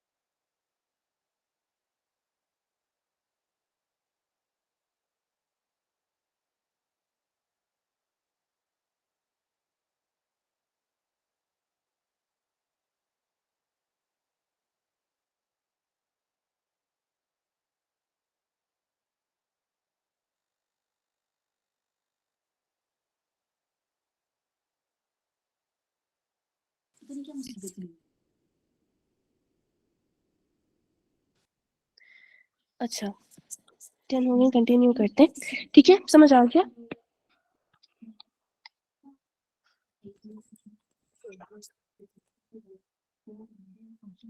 चलो ब्रेक खत्म करते हैं, आ जाओ वापस, ठीक है। तो फिब्रस प्रोटीन्स की हम बात करें तो हम कह रहे हैं they can not be crystallised, ठीक हो गया। आवाज आ रही है मेरी? जी जी आ रही है। चलो ठीक है, इसकी एग्जांपल्स अगर हम लेते हैं तो हम कहेंगे एंजाइम्स हैं, हार्मोन्स हैं, एंटीबॉडीज है, ठीक है। तो ये आपके पास एग्जांपल है फिब्रस प्रोटीन्स की। ग्लोब्यूलर प्रोटीन की बात करें अगर हम, तो ग्लोब्यूलर प्रोटीन्स हम क्या कहेंगे? ग्लोब्यूलर प्रोटीन्स आर, इनकी शेप क्या होगी, नाम ही बता रहे हैं, स्फेरिकल या ग्लोब्यूलर इन शेप होंगी, ठीक है। और इसका अगर हम स्ट्रक्चर देखेंगे तो इसमें आपके पास टर्शरी या क्वाटर्नरी स्ट्रक्चर होगा ऑफ प्रोटीन। रुको ये मैं स्ट्रक्चर बताती हूँ, भी एक्सप्लेन करती हूँ। इसके अलावा ये आपके पास इनसॉल्युबल था वाटर में, तो ये क्या होगा? This is going to be soluble in water. वो इलास्टिक था तो ये क्या होगा? इनइलास्टिक। हाँ ये आपके पास होता है इनइलास्टिक इन नेचर। खुद सोचो एक ऐसी सी प्रोटीन है सपोज, उसको वो कैसे इलास्टिक हो सकती है? ऐसी सी तो हो सकती है, ठीक है, थोड़ा इस तरह का कि याद हो जाएगा इजीली। ये it can not be crystallised, तो ये इट कैन बी क्रिस्टलाइज्ड। ठीक है, और फिर इसकी एग्जांपल में आ जाते हैं। तो एग्जांपल में हम देंगे, सॉरी मैंने गलत एग्जांपल दे दी है, ये यहाँ पे आएंगी एग्जांपल्स। ठीक है, ये एंजाइम्स है, हार्मोन्स हैं, ये आपके पास ग्लोब्यूलर प्रोटीन है। इसमें आपके पास आ जाता है फिब्रिनोजेन है, कोलेजन है, एक्टिन है, फिब्रिनोजेन है, कोलेजन, एक्टिन वगैरह। ठीक है, ये आ गई। यहाँ तक क्लियर हो गया? Yes ma'am. यस। आगे ये आपके पास कोई स्ट्रक्चरल और ग्लोब्यूलर प्रोटीन से पहले, इससे पहले मैं आपको ये बताऊँ ना, मैं आपको एक और चीज़ बता देती हूँ। आई गेस कोई स्लाइड मिस हो गई बीच में से। यहाँ पे हम बात करेंगे, आपके पास टाइप्स होती हैं प्रोटीन की, या आपके पास होगी प्राइमरी स्ट्रक्चर होते हैं डिफरेंट प्रोटीन्स के। ठीक है, ये आपके पास प्राइमरी स्ट्रक्चर होगा। जो प्राइमरी स्ट्रक्चर होता है ना, उसमें आपके पास अमाइनो एसिड्स, एक अमाइनो एसिड है वो अटैच हुआ है दूसरे अमाइनो एसिड से। कौन सा बॉन्ड फॉर्म होगा यहाँ पे?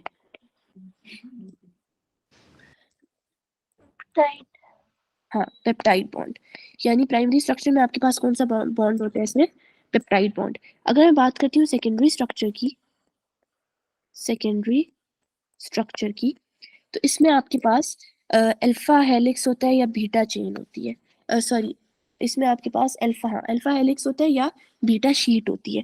ठीक है, तो एक ही अमाइनो एसिड आपके पास इस तरह अरेंज, एक ही पॉलीपेप्टाइड चेन आपके पास इस तरह अरेंज हुई हुई है। ठीक है, तो इसमें आपके पास इसका स्ट्रक्चर देख के आप कुछ प्रिडिक्ट कर सकते हो कौन सी बॉन्डिंग होगी? डीएनए में भी वो वाली बॉन्डिंग होती है। Any idea? Hydrogen bonding. हाँ, इसमें आपके पास ऑपोजिट जो चार्ज बेयरिंग ग्रुप्स है ना ऑफ डिफरेंट अमाइनो एसिड्स, उसमें आपके पास हाइड्रोजन बॉन्डिंग मिलेगी आपको। ठीक है, तो अगर मैं बात करूं सेकेंडरी स्ट्रक्चर ऑफ प्रोटीन, तो उसमें कौन कौन सी बॉन्डिंग्स होंगी? सेकेंडरी स्ट्रक्चर में कौन कौन सी बॉन्डिंग होगी? हाइड्रोजन बॉन्डिंग और पेप्टाइड। हाँ, पेप्टाइड भी होगी और हाइड्रोजन बॉन्डिंग। आगे हम बात करते हैं टर्शरी स्ट्रक्चर की। टर्शरी स्ट्रक्चर कॉम्प्लेक्सिटी इंक्रीज करती जा रही है। ठीक है, प्राइमरी सिंपल था, सेकेंडरी उससे ज्यादा कॉम्प्लेक्स, टर्शरी उससे भी ज्यादा। टर्शरी स्ट्रक्चर में अगर हम बॉन्ड्स की बात करें, तो इसमें आपके पास वही जो आपके पास एक पॉलीपेप्टाइड चेन का हेलिक्स बना हुआ था ना, उसको आपने क्या कर दिया है, दोबारा से फोल्ड कर दिया, ज्यादा कॉम्प्लेक्स कर दिया, उस एक ही को भी आप फोल्ड कर रहे हो। ठीक है, बात याद रखना, एक ही पॉलीपेप्टाइड, पहले आपने एक पॉलीपेप्टाइड चेन बनाई, फिर आपने उस पॉलीपेप्टाइड चेन को फोल्ड कर दिया, फिर आपने उस पॉलीपेप्टाइड चेन को दोबारा फोल्ड कर दिया, तो टर्शरी स्ट्रक्चर बन गया, एक ही पॉलीपेप्टाइड चेन चल रही है।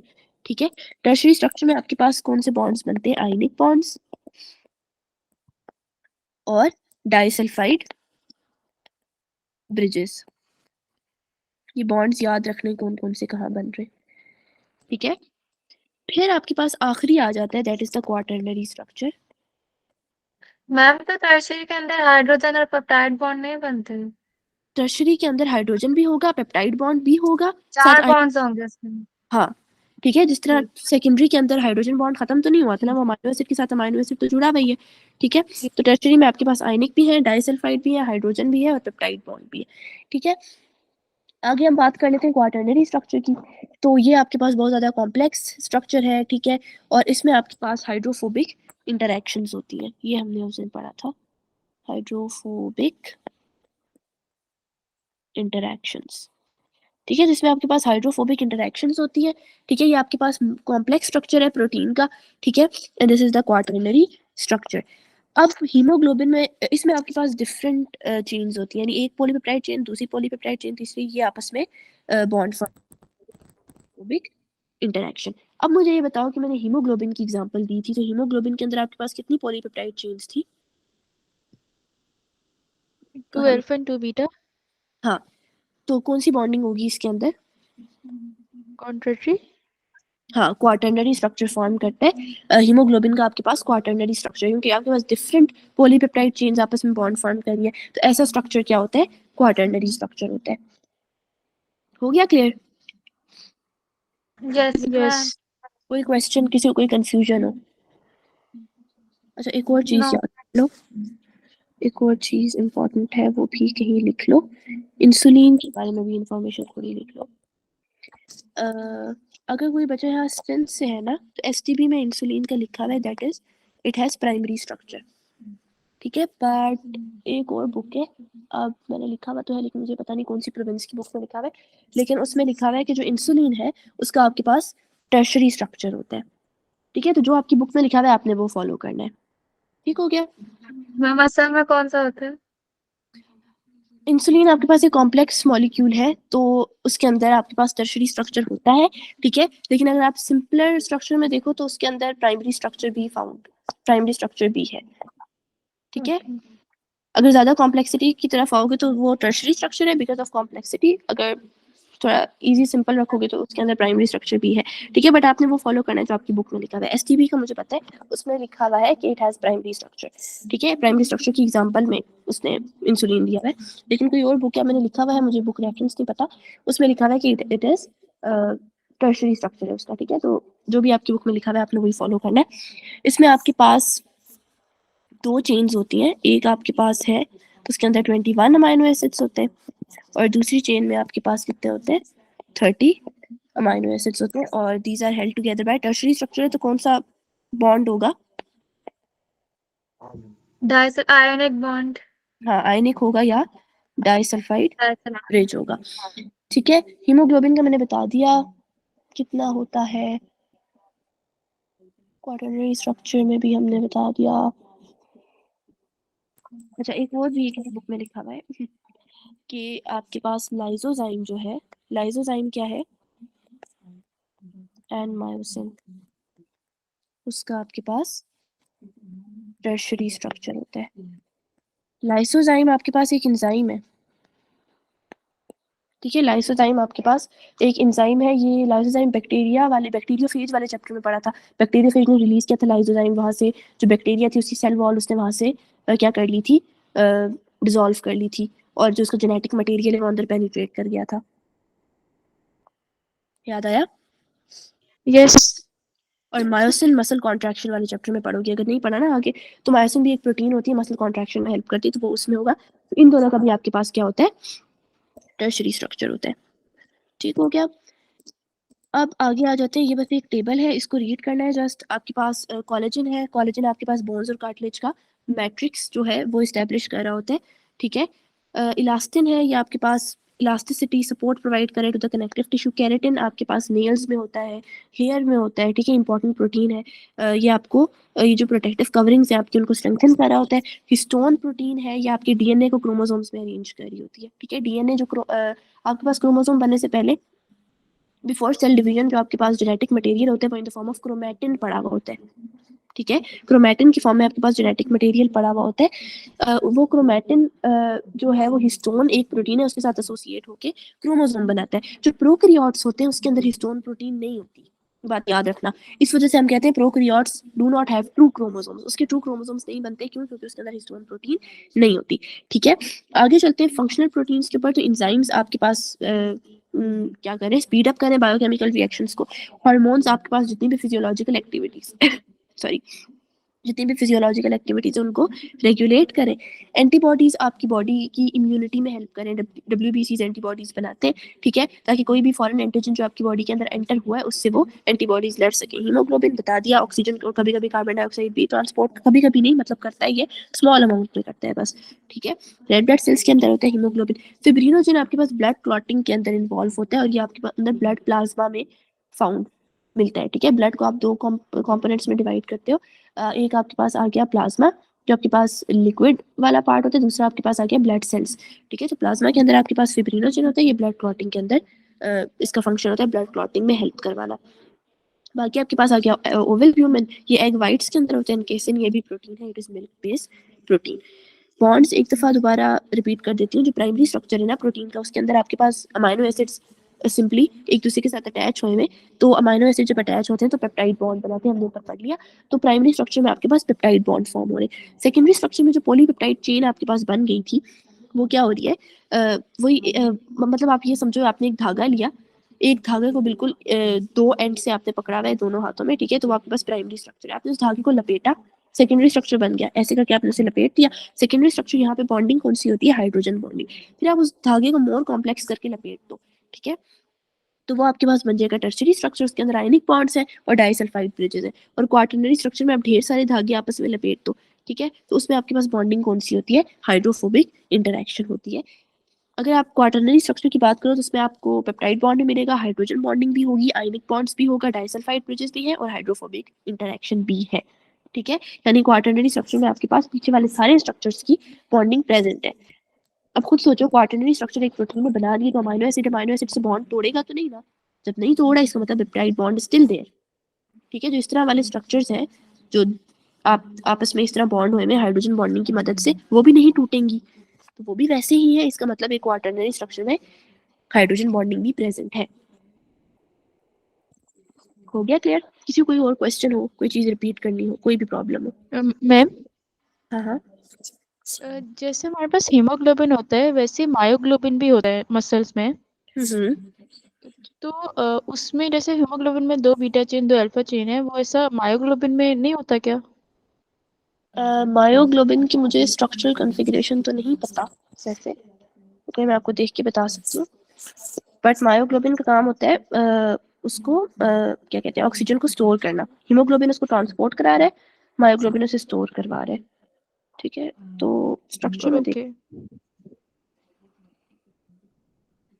मैम आपका जो फाइब्रस प्रोटीन होता है वो हमारे पास फंक्शनल सपोर्ट देता है या फिर स्ट्रक्चरल सपोर्ट देता है?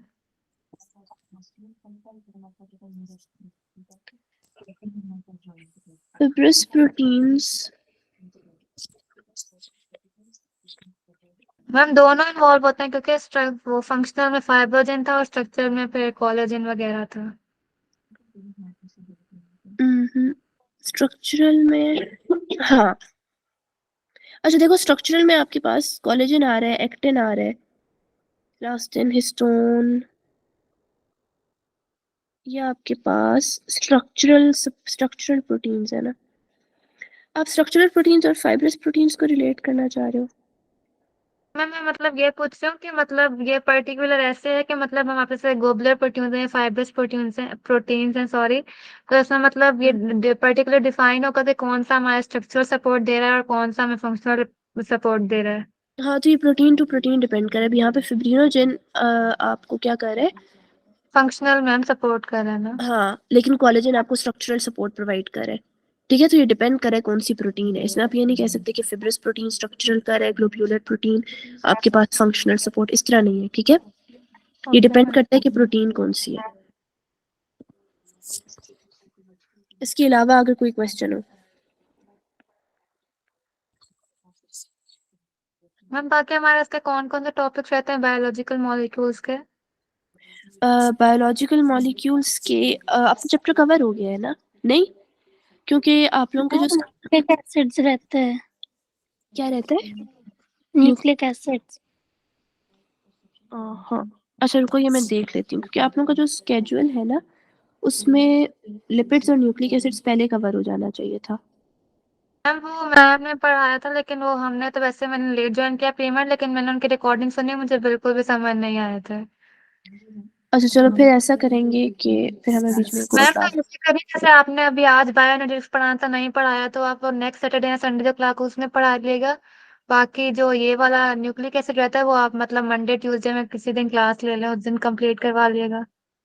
अच्छा देखो, अभी तो मुझे नेक्स्ट वीकेंड से पहले ना एक क्लास अरेंज करनी है जिसमें मैंने फोटोसिंथेसिस कवर करवाना है, ठीक है, क्योंकि इस वीकेंड मुझे वो करवाना था, मतलब आज मुझे फोटोसिंथेसिस कवर करवाना था। मैम तो नेक्स्ट वीक इसका मतलब 2 क्लासेस होंगी ना जो आप सैटरडे संडे से पहले लेंगे?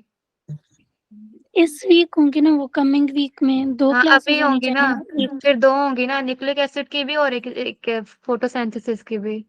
आप लोग पहले क्या चाह रहे हो, मैं क्या करवा दूँ? मैम मैं तो यही कह रही हूँ कि आप मतलब न्यूक्लिक एसिड पहले कवर करवा दें तो अच्छा फिर चैप्टर कंप्लीट हो जाए। हाँ चलो ठीक है, मैं ऐसा करूंगी कि हम बीच में एक क्लास अरेंज कर लेंगे, ठीक है, किसी वीक में उसके अंदर मैं न्यूक्लिक एसिड कवर करवा दूंगी, ठीक है। और फिर जो कमिंग वीकेंड पे क्लास आ रही है ना उसमें हम पढ़ लेंगे फोटोसिंथेसिस, उसमें हमें पढ़ना चाहिए था यस मैम। रेस्पिरेशन, ठीक है। तो रेस्पिरेशन हम फिर किसी वीक डे पे रख देंगे, ऐसा कर सकते हैं, ओके मैम। ठीक हो गया।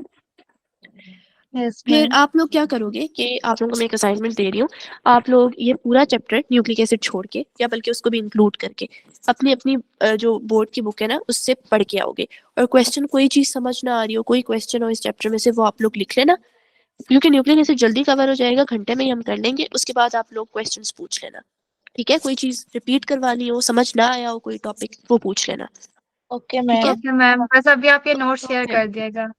चलो ठीक है, मैं नोट्स अभी शेयर कर दूंगी। कोई भी टॉपिक हो, कोई भी कहीं से भी प्रॉब्लम हो इस पूरे चैप्टर में से ना, तो वो देख के लाना। वो फिर मैं आप लोगों को न्यूक्लिक एसिड वाले लेक्चर के साथ ही वो कंप्लीट करवा दूंगी, फिर ये पूरा चैप्टर कंप्लीट हो जाएगा, ठीक है? चलो फिर अगर कोई और प्रॉब्लम नहीं है तो फिर हम क्लास वाइंड अप कर लेते हैं, मैं नोट्स शेयर कर लूंगी, ओके मैम। ठीक है? अल्लाह अल्लाह हाफिज मैम। हाफिज। अल्लाह हाफिज।